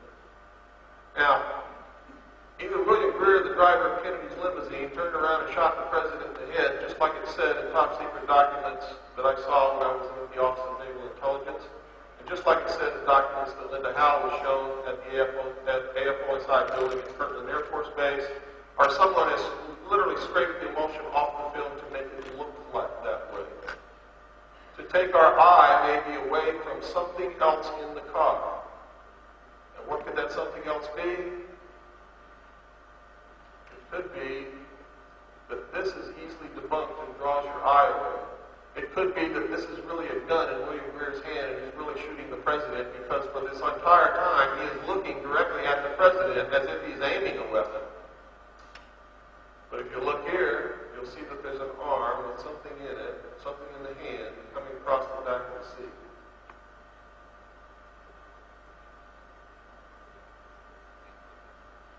Now this is not a reflection on Kellerman's head. It's above Kellerman's head.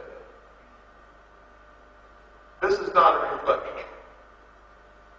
A reflection on a dark suit cannot ever be as bright as or brighter than reflections on glass and chrome, and this is, which indicates that the emulsion has been removed from the film.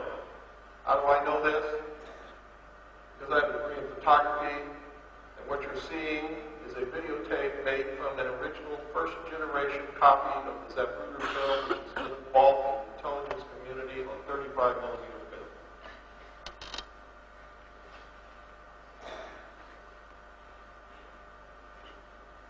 See the bullet hit the chrome right there? See the splatter? There's also a dent in the chrome on the top of the windshield.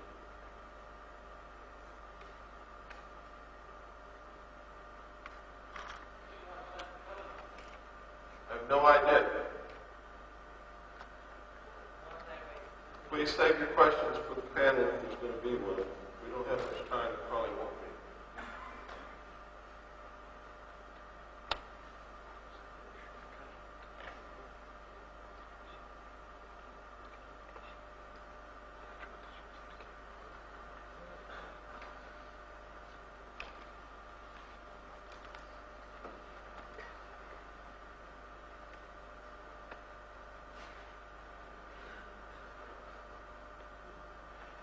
Now they're both ducking down.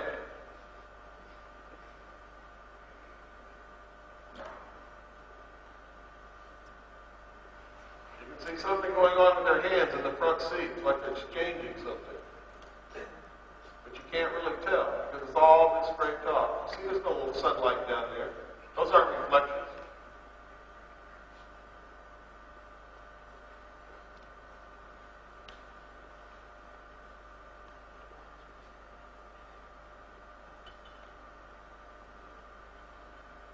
Watch right here, folks.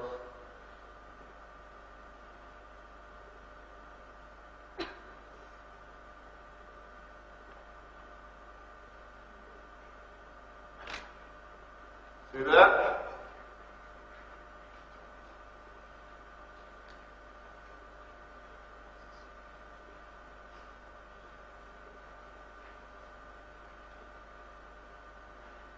See all this?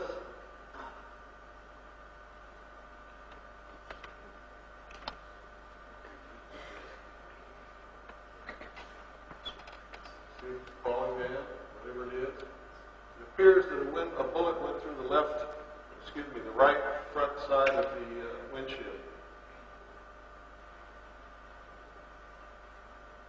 But when you really begin to understand how much this film has been doctored to deceive us, you'll understand that this film is no longer useful for anything except to prove that there definitely was a conspiracy because the film has been doctored to hide what really happened from the public. And nobody's ever known that before. And nobody's ever told us, including all these so-called photo experts, who've been helping conceal the facts. This is not supposed to be in public hands. It took us years, a lot of work, a lot of money, and nurturing a lot of contacts to get it.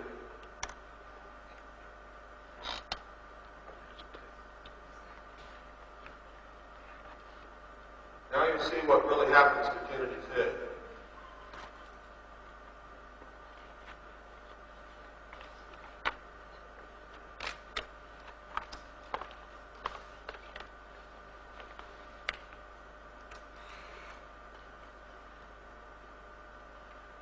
Flash photographs of screens. That's the projector.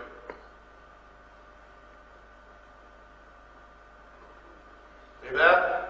It hit him on the front of the head and exploded. It didn't act like a normal bullet. Like a mini bazooka. And you can see all the spray went up and back. And you can see that the whole right front of his head is laid open. And there is nothing on the back of his head. No head missing, no hair missing. The hair isn't even messed up. They've been feeding us nothing but lies. And there you can see where they've doctored the film to hide a hand and something and an arm. See the cuff? Now here's Conley's arm right here. Remember, you're seeing these frames for a long time. If we ran it at the normal speed, you wouldn't even have time to notice anything in these frames. Nothing at all.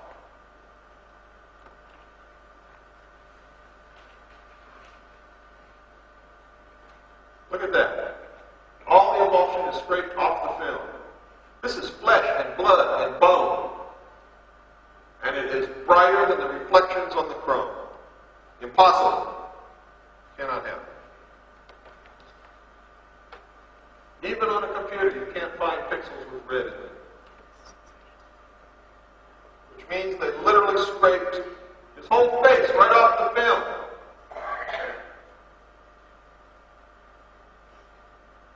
We will never know from the Zapruder film what really happened, except one thing is absolutely positive. For the first time in history, we can prove conspiracy. And it can only been done by two groups. Either the National Photographic Laboratory and the intelligence community in Washington, D.C., who took the film from Abraham Zapruder, or Time Life, who purchased it from Abraham Zapruder. And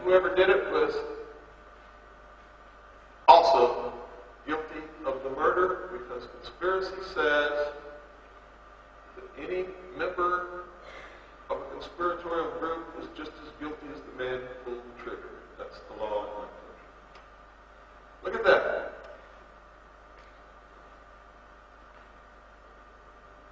Here's her head in the sun. You can see detail in the hair.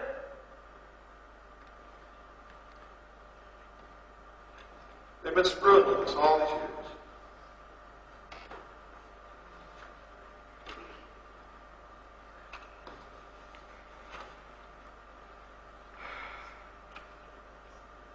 I know that you probably don't feel or not as affected as much as I am by it. But all people in the world should be affected by it in some way. What will you do in the conflict? I'm sorry. What will you do in this conflict? Take it back. This conflict? Yes, I'll take that.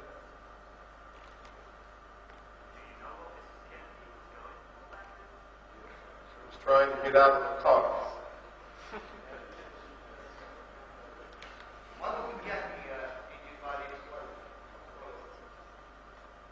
I don't understand what you said.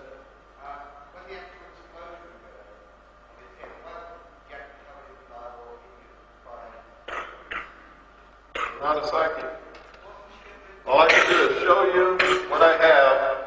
I can't read the minds of anybody or the actions of bullets or pigeons or anything else.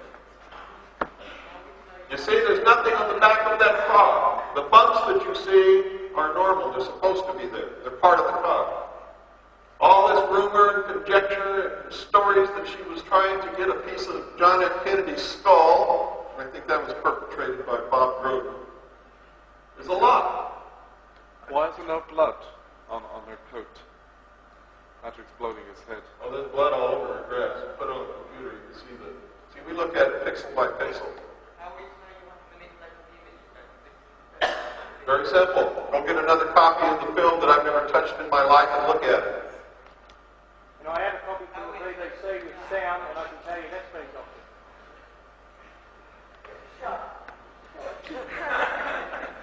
Demand the original film. I've never touched it. I don't have it. Oh, stop asking me how. I can't do everything for the whole world. It's your turn. It's your turn.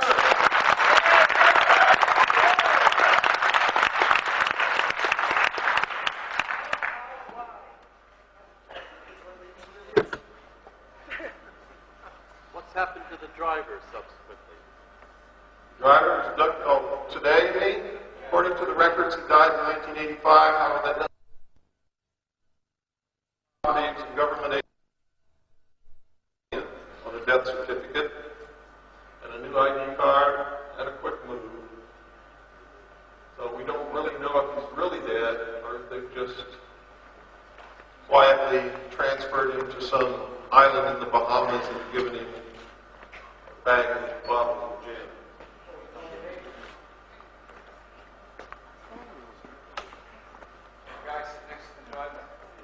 He's dead also, according to the record. Very good. People involved in things like this in the United States government usually don't live long. Do you suspect that Connolly knew this already? Except for G. Gordon Liddy, he never talks. G. Gordon Liddy.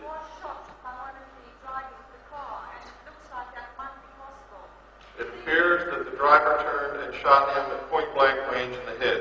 Now, the reason I went on this search is when I was in the Office of Naval Intelligence, I saw documents that stated that the driver was the one who shot Kennedy. What puzzles me is why Jacqueline Kennedy must have seen that. Yes, that's why she tried to get out of the car. If you're in a car and somebody just shoots your husband and you saw it, will you get out? That's what she did. Who are the other two people in the car behind the driver? Nobody's ever shown you this car either, have you? Governor Connolly. Folks, you've got to start to learn to put two and two together. Now, I'm not trying to hurt your feelings. I'm not insinuating anything, but you've got to learn to think. Seriously. The Secret Service just shot her husband, who had her children. Where were her children?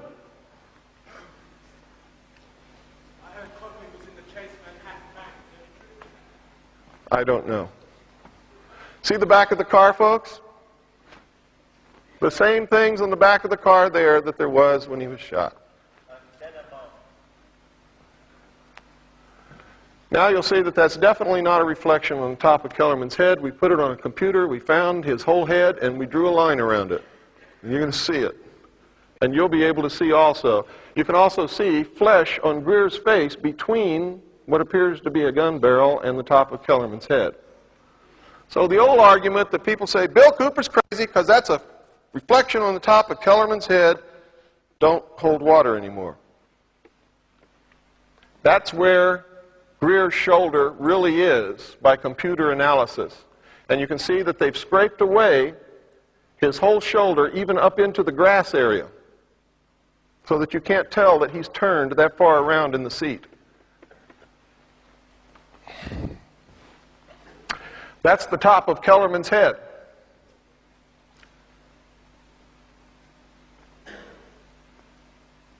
Now, if that's a reflection, that's the best Brill cream job I've ever seen in my life.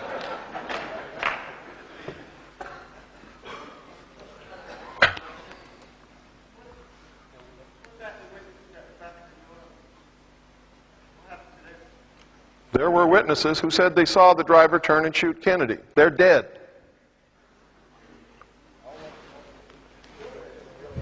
Yeah.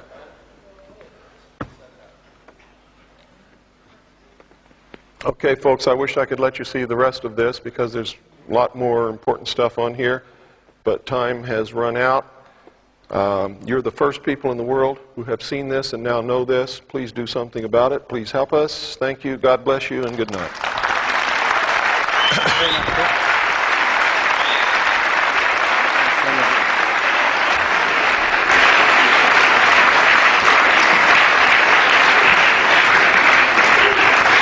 So I'm going to preface this film and try to put some things that you've already heard today into some form of perspective. You've heard us talk a lot about energy, about suppressed technology, about hidden governments, about groups of people who want to manipulate populations for reasons they really won't listen to me because their mind is still closed. They don't understand what is happening to them. When a silent weapon is applied gradually, ladies and gentlemen, the public adjusts, adapts to its presence, and learns to tolerate its encroachment on their lives until the pressure, psychological, via economic, becomes too great, and they simply crack up. Therefore, the silent weapon is a type of biological warfare. It attacks the vitality, options, and mobility of the individuals of a society by knowing, understanding, manipulating, and attacking their sources of natural and social energy, and their physical, mental, and emotional strengths and weaknesses. And they become depressed, and they don't understand what's happening. And they're bombarded with more violence, and more immorality, and more wars, and more death, and more diseases, and more AIDS, all brought about by our controllers to force us in a state of capitulation, which means surrender. And sometimes I get a pain in my chest and in my heart that I cannot contain because I know what's happening, and it's so difficult to get anyone to listen. And I know that if they do not listen and open their minds and change things, take the power back into their hands, that they are doomed to slavery forever. For the entire history of the human race, no man or woman ever, unless they were a king, a queen, a sultan, an emperor, or an emir, were ever free. Until a bunch of malcontent criminals, religious misfits, went to the New World and established the United States of America and wrote a constitution with a Bill of Rights. And to this day, the American citizens are the only people on the face of this earth who have ever truly and totally been free. But it's going backwards now. You see, we always carried the torch of freedom for the world, and we're not doing it now. If you don't watch out, the United States will lead you into slavery. For we've already lost about half of our Bill of Rights, which protects our Creator-endowed rights, which were given to us by God. See, we have no constitutional rights. Our forefathers did something that nobody ever did in the history of the world. They said there is a God. And God gave us, man, certain unalienable rights, which no one can ever take away from us. We can't even contract to give them away, because they were given to us by God. First time in the history of the world, man stood as a sovereign king in his own right with a government as his servant. And now, I am ashamed to say, the American people do not even vote anymore. They become apathetic, irresponsible, stupid, and lazy. And they're giving it up. And if the United States Constitution and the Bill of Rights fall, all freedom in the world will fall with it. I can guarantee you. All of them. What do you think would happen, ladies and gentlemen, after all the indoctrination that you've been exposed to the movies and television, and even newspaper ads, about extraterrestrials and flying saucers? Now they pump $100 billion in the SETI project and begin to find you to accept that there may be extraterrestrials from outer space threatening this planet. Why, you'd be willing to give up whatever you've had to give up, whatever is necessary, your rights, your money, your house, whatever, to join all humanity in a one-world government to face that threat, so that those little green men wouldn't come down here and eat our children. Just like you did in World War II.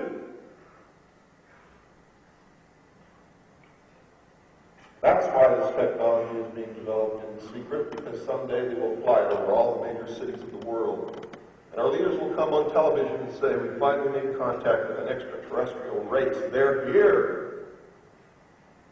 And since they are more technologically advanced than us, they are a threat. And we must come together as one humanity to oppose that threat. Did you know that Ronald Reagan said 6 times in his presidency at the end of speeches? Wouldn't we all come together as one humanity and forget our petty differences if we were threatened from some other species, from some other planet? Why would a president say that 6 times? Did you know that in a meeting with Mikhail Gorbachev, Ronald Reagan said that Premier Gorbachev and I have discussed the possible invasion from outer space of some other species from another planet, and we have agreed that if this were to happen, we would combine the military forces of the Soviet Union and the United States to face that threat. And then Mikhail Gorbachev walked to the microphone and said, I cannot foresee such a possibility, but if such a possibility occurs, we will gladly furnish our military might, together with the military might of the United States, to oppose an extraterrestrial invasion.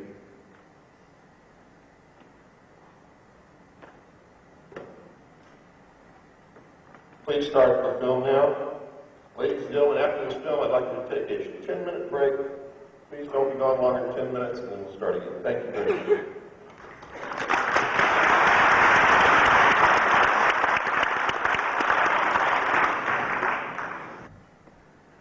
Many of you are concerned about the ozone hole, the burning of the Amazon rainforest, global warming.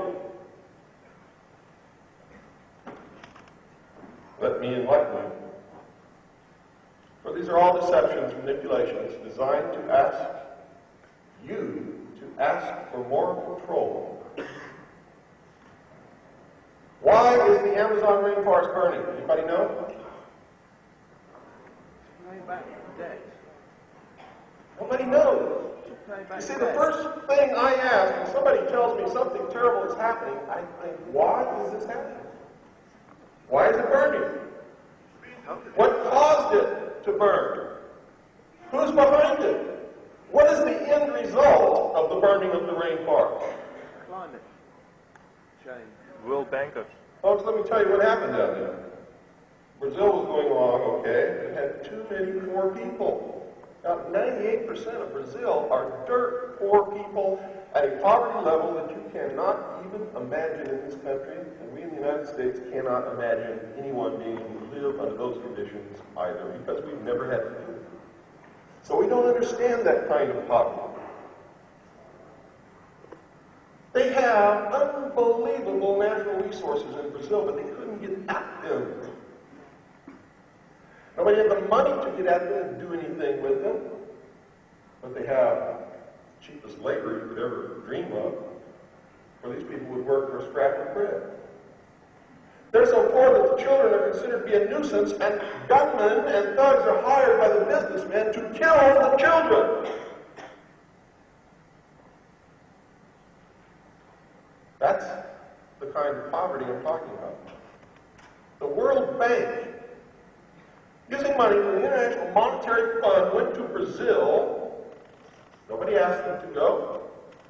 Nobody asked them to do what they did. But what they did was build a road across the Amazon jungle going nowhere. Huge highway. Billions of dollars. For what? It didn't go anywhere. There were no towns. Nobody had any money to mine anything. The people are so poor. Well, these people knew that those poor people would see that road as the answer to their prayers, heaven on earth, Valhalla, right over the horizon. Because now they had to wait to get to land which they never had before, couldn't afford to buy. And this was free. So they picked up their kids and their can of beans, and they headed off down the road. When they came to a spot they liked, they began to cut the trees and burn the wood and plant crops so that they could feed themselves and get out of the dirt poverty that they've been living in for the rest of their lives. And the people who built that road knew that they would do it. And they knew that they would burn those trees. And they knew that the soil was so poor they could only grow one crop and would have to move on and chop more trees and burn them, for they had tested everything in advance. And they knew that the rest of the world, being stupid like we are, and being rich and used to having good things, would not understand what was happening and would say, we've got to stop burning the rainforest. But how can you tell a sovereign nation not to burn their own forests? Can't do that, can you? What's the answer? The answer is to make Brazil give up their sovereignty, and thus make every nation give up their sovereignty, so a world governing body can make sure that the rainforest doesn't burn. See how easily we're manipulated?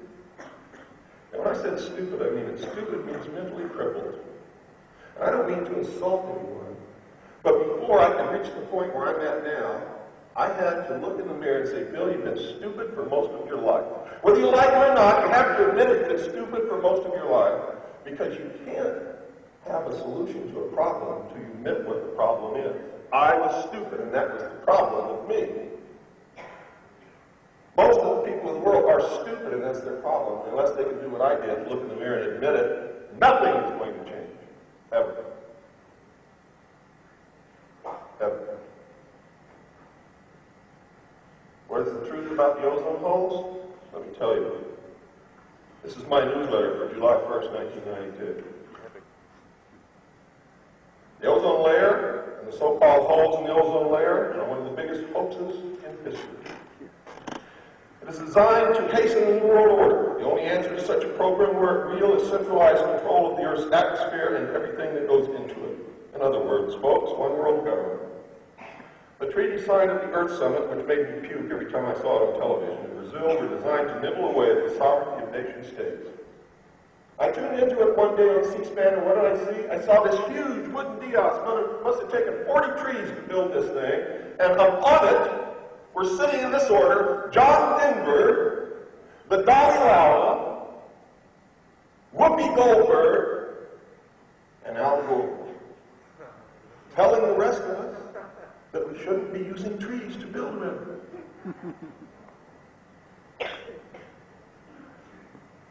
Guide me with a spoon. Do you know that the so-called environmentalists were so concerned about the environment, left behind 5 tons of paper trash on the ground? Did you read that in your newspapers? What a joke. Ozone does not stop ultraviolet radiation from reaching the Earth, folks. It is a product of the chemical reaction which does. And there's a simple test that you can all perform if you get your hands upon an ultraviolet light. You will have instant illumination. It's a product, a byproduct of the chemical reaction that does shield us from the harmful rays. What really happens is that the sun produces light and many other forms of radiation, including the harmful ultraviolet spectrum. The atmosphere contains gases, mainly oxygen, carbon dioxide, nitrogen, trace gases, and other forms of some of these same gases. Take oxygen. The symbol is O, but it seldom exists as the single atom O. That's an ion. Ions don't like to be alone. It seeks out another ion or another atom of oxygen. The two bond together and form O2, and that's what we breathe. You see, there's several forms of oxygen, as there are several forms of helium and many other chemical elements.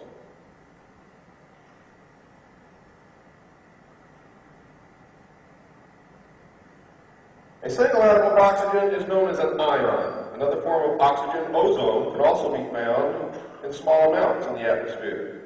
Ozone, folks, is produced when large amounts of energy comes in contact with molecules of O2, causing the O2 to split into individual atoms or ions. Again,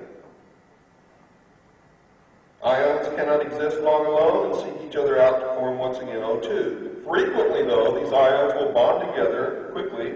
One can't find another individual ion. It will bond with one of the O2 molecules, forming O3, which is ozone.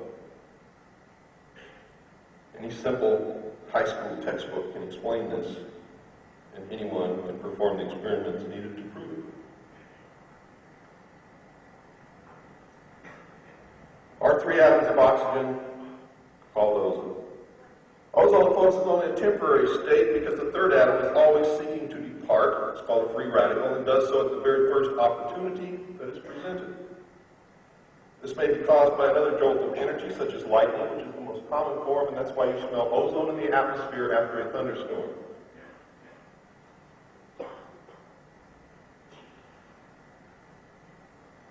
Or it can be caused by coming into contact with something that will oxidize.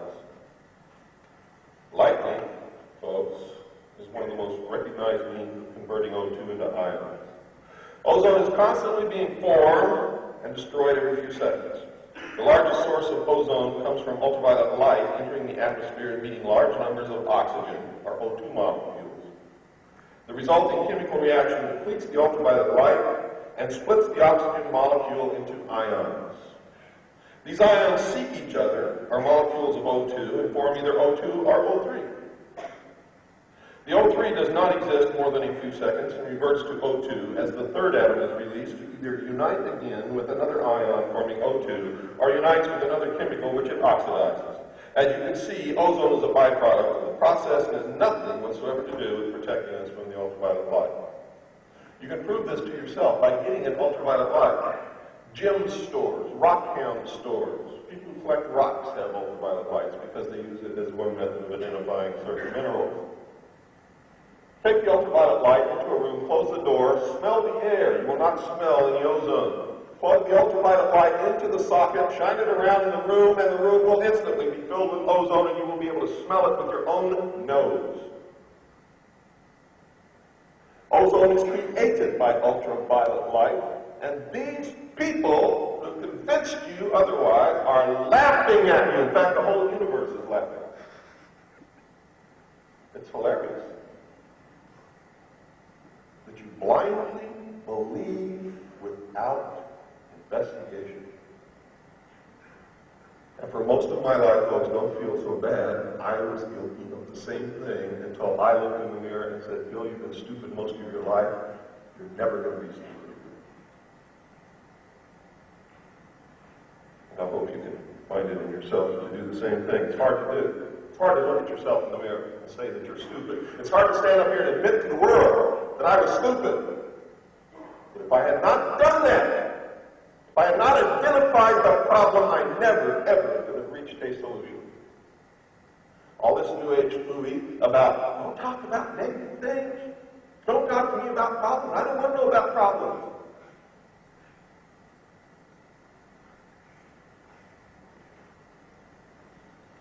It's terrible.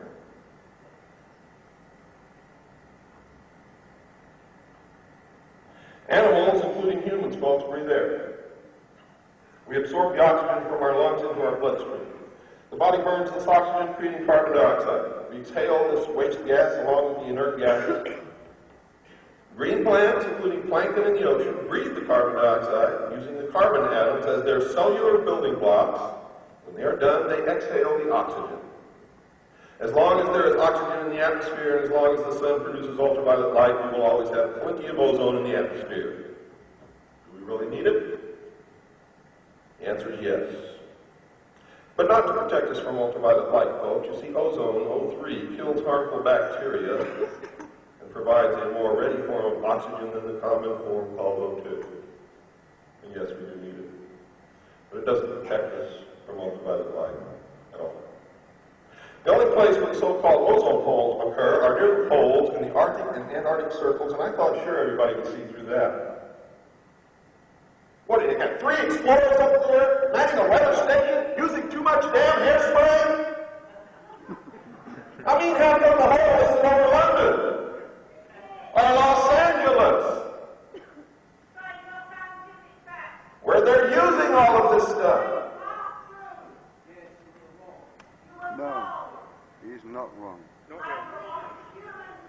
I'm sorry that you feel so bad about finding out that you've been suckered, but the truth is I am absolutely right, and you can prove it to yourself. And if you continue to yell and holler, you will have to leave this auditorium.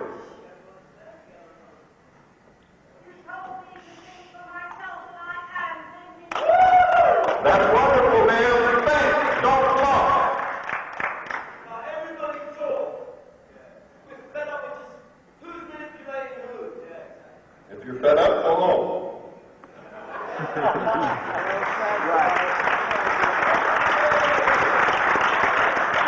This is like a television set, folks. If you don't like what you're viewing, turn it off. If you don't like what you're hearing, nobody has chained you to your seats. Period. I'm here to give you information, not to kowtow to you, not to make you feel good. Let him talk first. Well, let him talk and don't argue. There will be discussion panel, so please.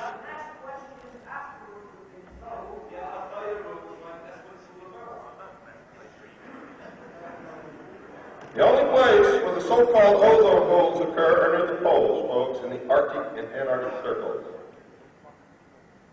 The reason for this is that the Earth is tilted on its axis as it moves around the sun, and twice a year, one pole does not get hit with sunlight. Therefore, the reaction does not take place. And it is not a hole that is being observed, it is an absence of the reaction. There are no CFCs at the North and South Pole. There's nobody up there spraying vast amounts of CFCs from spray cans, hairspray, or anything else into the atmosphere. Period. It's not happening.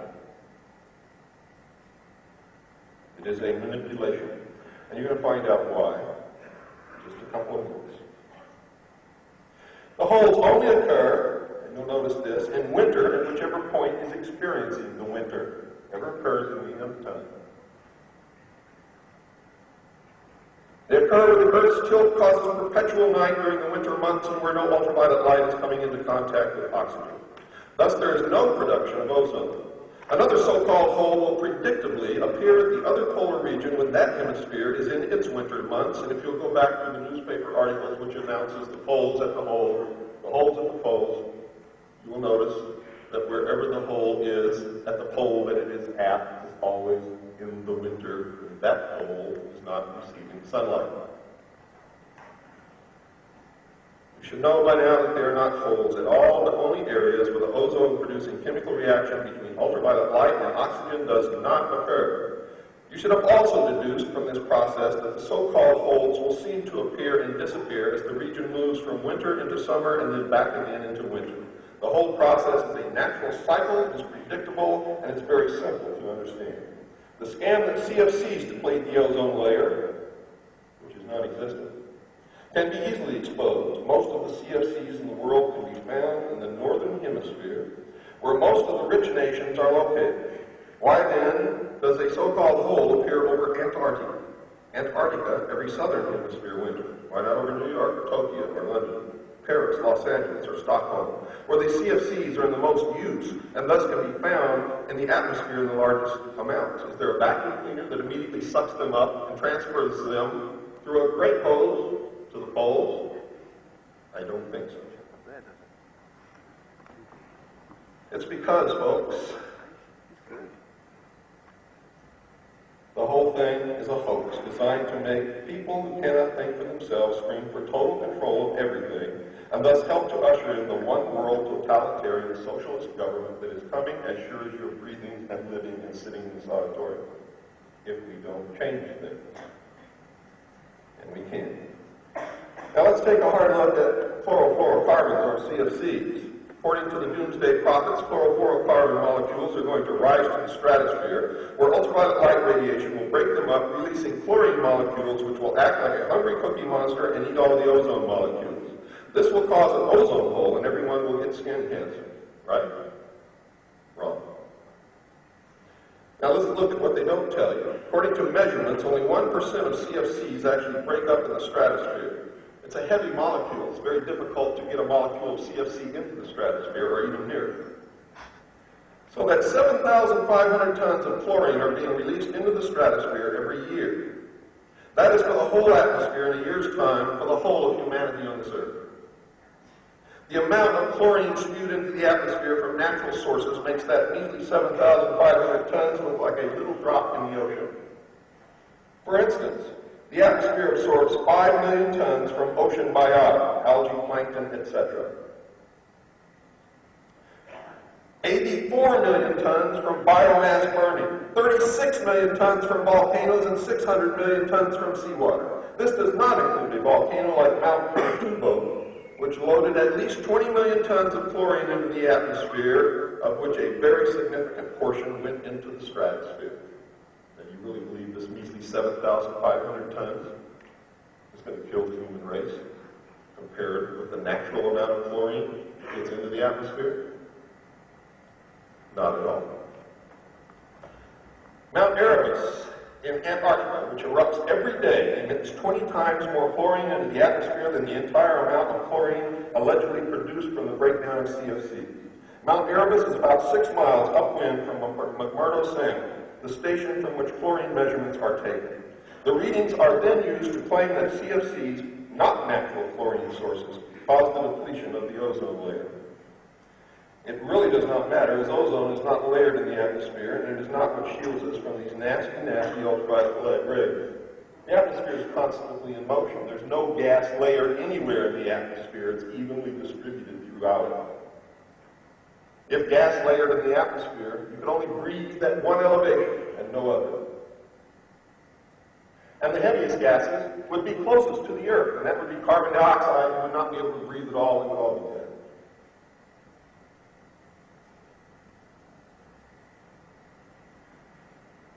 The case is exactly the same with halogens. The doomsayers want all halogen fire extinguishers banned because they produce bromine. This chemical is supposed to be a super ozone destroyer, 10 times more dangerous than CFCs. The actual amount of bromine released is very insignificant, perhaps not even measurable, because most of the bromine that's actually in halogen is destroyed in a chemical reaction during fire suppression. On top of that, they never have a life long enough in the atmosphere that is necessary to even get to the stratosphere. Ozone levels over a measured period of time shows a clear oscillation from year to year. If you were to compare the cycle in ozone levels with the number of sunspots over the same period, the correlation is very clear. An 11-year and a 22-year cycle in ozone levels matching the sunspot cycle are clearly evident. A major influence on the density of ozone in the atmosphere is sunspots, solar flares, the influence of the sun. It is how ozone is created in the first place. Billions of tons of ozone are created every instant and are also destroyed every instant. In 1988, the Ozone Trends Panel released a report supposedly documenting that there had been a 3% depletion in the ozone layer over the northern hemisphere. They gave a press conference. They handed out a summary of the report, but the report itself did not come out for another 3 years. When it came out, what it said was actually totally different from what they reported at the press conference, but that is buried on the last page of the newspaper. But it scared everybody, and it got everything into motion that was necessary to ban CFCs. Then they gave a whole sequence of conferences after that with the same modus operandi. They gave a press conference in April 1991 that claimed 8% ozone depletion. No scientific paper to follow it up, no peer review of the data. Last October, they gave another press conference where they claimed something very similar, but again, with no report, nothing published in the scientific literature, and no scientist on the face of this earth who would back up their report publicly. On their 1988 press conference, the Ozone Trends Panel picked a very curious date, 1969, to start their analysis of worldwide ozone data, and they ended in 1985, 17 years, or 1.5 solar cycles later. If you draw a straight line from 1969 to 1985, you get the ozone depletion level that they claim. But if they had used the 22-year period between 1962 and 1985, there was no change. It's entirely a decision of what date they picked to begin their measurements, one of the most critical features of how they've been manipulating public opinion. Another way the Ozone Trends Panel manipulated their data to scare the public involves the enormous variability in the ozone in the atmosphere from day to day, month to month, and at different times of the year. Density of the ozone in the atmosphere over the northern hemisphere in March is much greater than in October of the same year, a 40% difference, and it happens every year according to the natural cycles previously described, without fail. The panel started measuring the time of year when the ozone is densest and stopped in the part of the year when it is the least dense. Again, these groups are manipulating the data intentionally to scare the public into believing there is a danger which does not actually exist. They also claim a drop-off in CFC concentrations, going from 100 to 5 parts per trillion in just the first 2 or 3 kilometers upon entering the stratosphere. The ozone depletion proponents say the concentrations get lower because ultraviolet radiation is breaking up the CFC molecules, and the stratosphere is the only place where there are intense enough amounts of ultraviolet radiation to break down the CFC molecules. So let's look at that. The stratosphere starts around 25 kilometers above the Earth's surface, and very small amounts of ultraviolet radiation in the range necessary to break down CFC molecules even get within 30 kilometers because they've already struck the oxygen molecules and have been seriously depleted. In order to find the significant concentrations of ultraviolet radiation that can break up CFC molecules, you've got to get above 40 kilometers. CFC molecules just don't make it up that high. It's a heavy molecule, folks. So it can't be ultraviolet radiation that's getting rid of the CFCs, which is then supposed to be releasing chlorine, which is then supposed to be destroying the imaginary ozone layer. Sorry, folks, it is just not happening. Another thing they conveniently omit is that the stratosphere is an inversion layer, which means that instead of getting colder with altitude, it gets warmer. And when you have warm air on top of cold air, the cold air is like a plug. It's why Los Angeles has its smog problem. The air cannot rise above the valley because of the inversion layer and backs up against the mountains pushed there by the ocean breezes.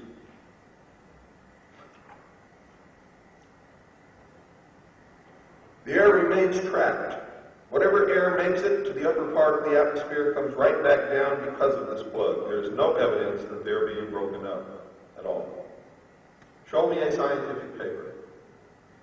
Anybody, show me a paper written by a scientist that says this. They don't exist. The threat touted by the doomsayers is increased skin cancer, which is a blatant lie. The only reason skin cancer has risen is that the old taboos against being in the sun, especially with the white race or light-skinned peoples, and suntanning have fallen by the wayside. Suntanning is a relatively modern phenomenon. The population of the world has doubled, and there are more people out in the sun and on beaches than ever in the entire history of the world. More light-skinned people have moved south or north, as the case may be, in order to enjoy milder winters. If a person living in the northern hemisphere moves south only 60 to 120 miles, it translates into an increase of 10 to 20% in ultraviolet radiation exposure. But if you were to move from Tromsø, Norway to Panama or Bombay, you're talking about an increase in ultraviolet radiation of more than 600%. And great populations have moved from the northern and southern hemisphere into the middle latitudes because of the increased affluence of people and the ability to make the travel so that they don't have to spend large sums of money to heat their homes in the winter.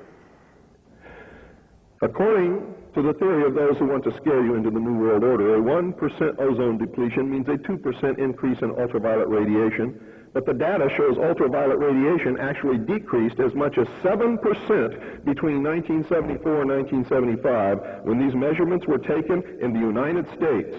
When this study was released in Science magazine by Joseph Scotto of the National Cancer Institute, the only network in the world systematically measuring ultraviolet radiation, the government shut down the instruments because they didn't want us to know that. CFCs are being banned, yet nobody talks about the consequence of this action. The fact is that the entire world food supply depends on what is called the cold chain. If you think people are starving now, ban CFCs. The network of refrigerated warehouses and refrigerators and homes, supermarkets, and so on that keep food from spoiling. The world already produces more than enough food to feed every man, woman, and child. The problem is that between 30 to 60% of it spoils every year, depending upon the country. Effectively, you're going to have to scrap every refrigerator around the world. 1 billion home refrigerators, several hundred million commercial refrigerators. It could mean a collapse of the worldwide cold chain. Remember Global 2000? The plan to deplete the world's population by 2 billion people. To make it worse, any potential drop in substitute cannot presently be used in any existing equipment. So you've got to build entirely new equipment. And who benefits? And that's the first thing you should always ask. Who benefits? We do. Manufacturers. The multinational corporations, those who manufacture new equipment, and the chemical companies that could make hundreds of billions of dollars in revenues every year from the ban of CFCs. The truth is, the patents of the multinational corporations on CFCs are expiring. And when they expire, anyone can make CFCs dirt cheap, not at the price that they've been charging us. They don't want to lose that money. So they cause a situation that makes us ask for a one-world government, ban CFCs. We have to buy all the refrigerators, freezers, and air conditioners, and they get to sell us a new refrigerant at the same old high price. The ozone depletion theory is a fraud. There is no significant increase or decrease in ozone, no significant increase or decrease in ultraviolet radiation. The threat does not exist. It is not there. It has been proven time after time, and a group of scientists just met and arrived at the same conclusion long after my newsletter had been published and sent out to the public. It was just in the news the other day. For the first time, scientists made a decision on the ozone depletion and said that it's a hoax and that CFCs are not causing it. A nation or world of people that does not use its intelligence are no better than animals who do not have intelligence. Such people are beasts of burden and stakes on the table by choice and consent. Thank you, ladies and gentlemen. Will all speakers please come up and we will have the panel. Now you may ask your questions.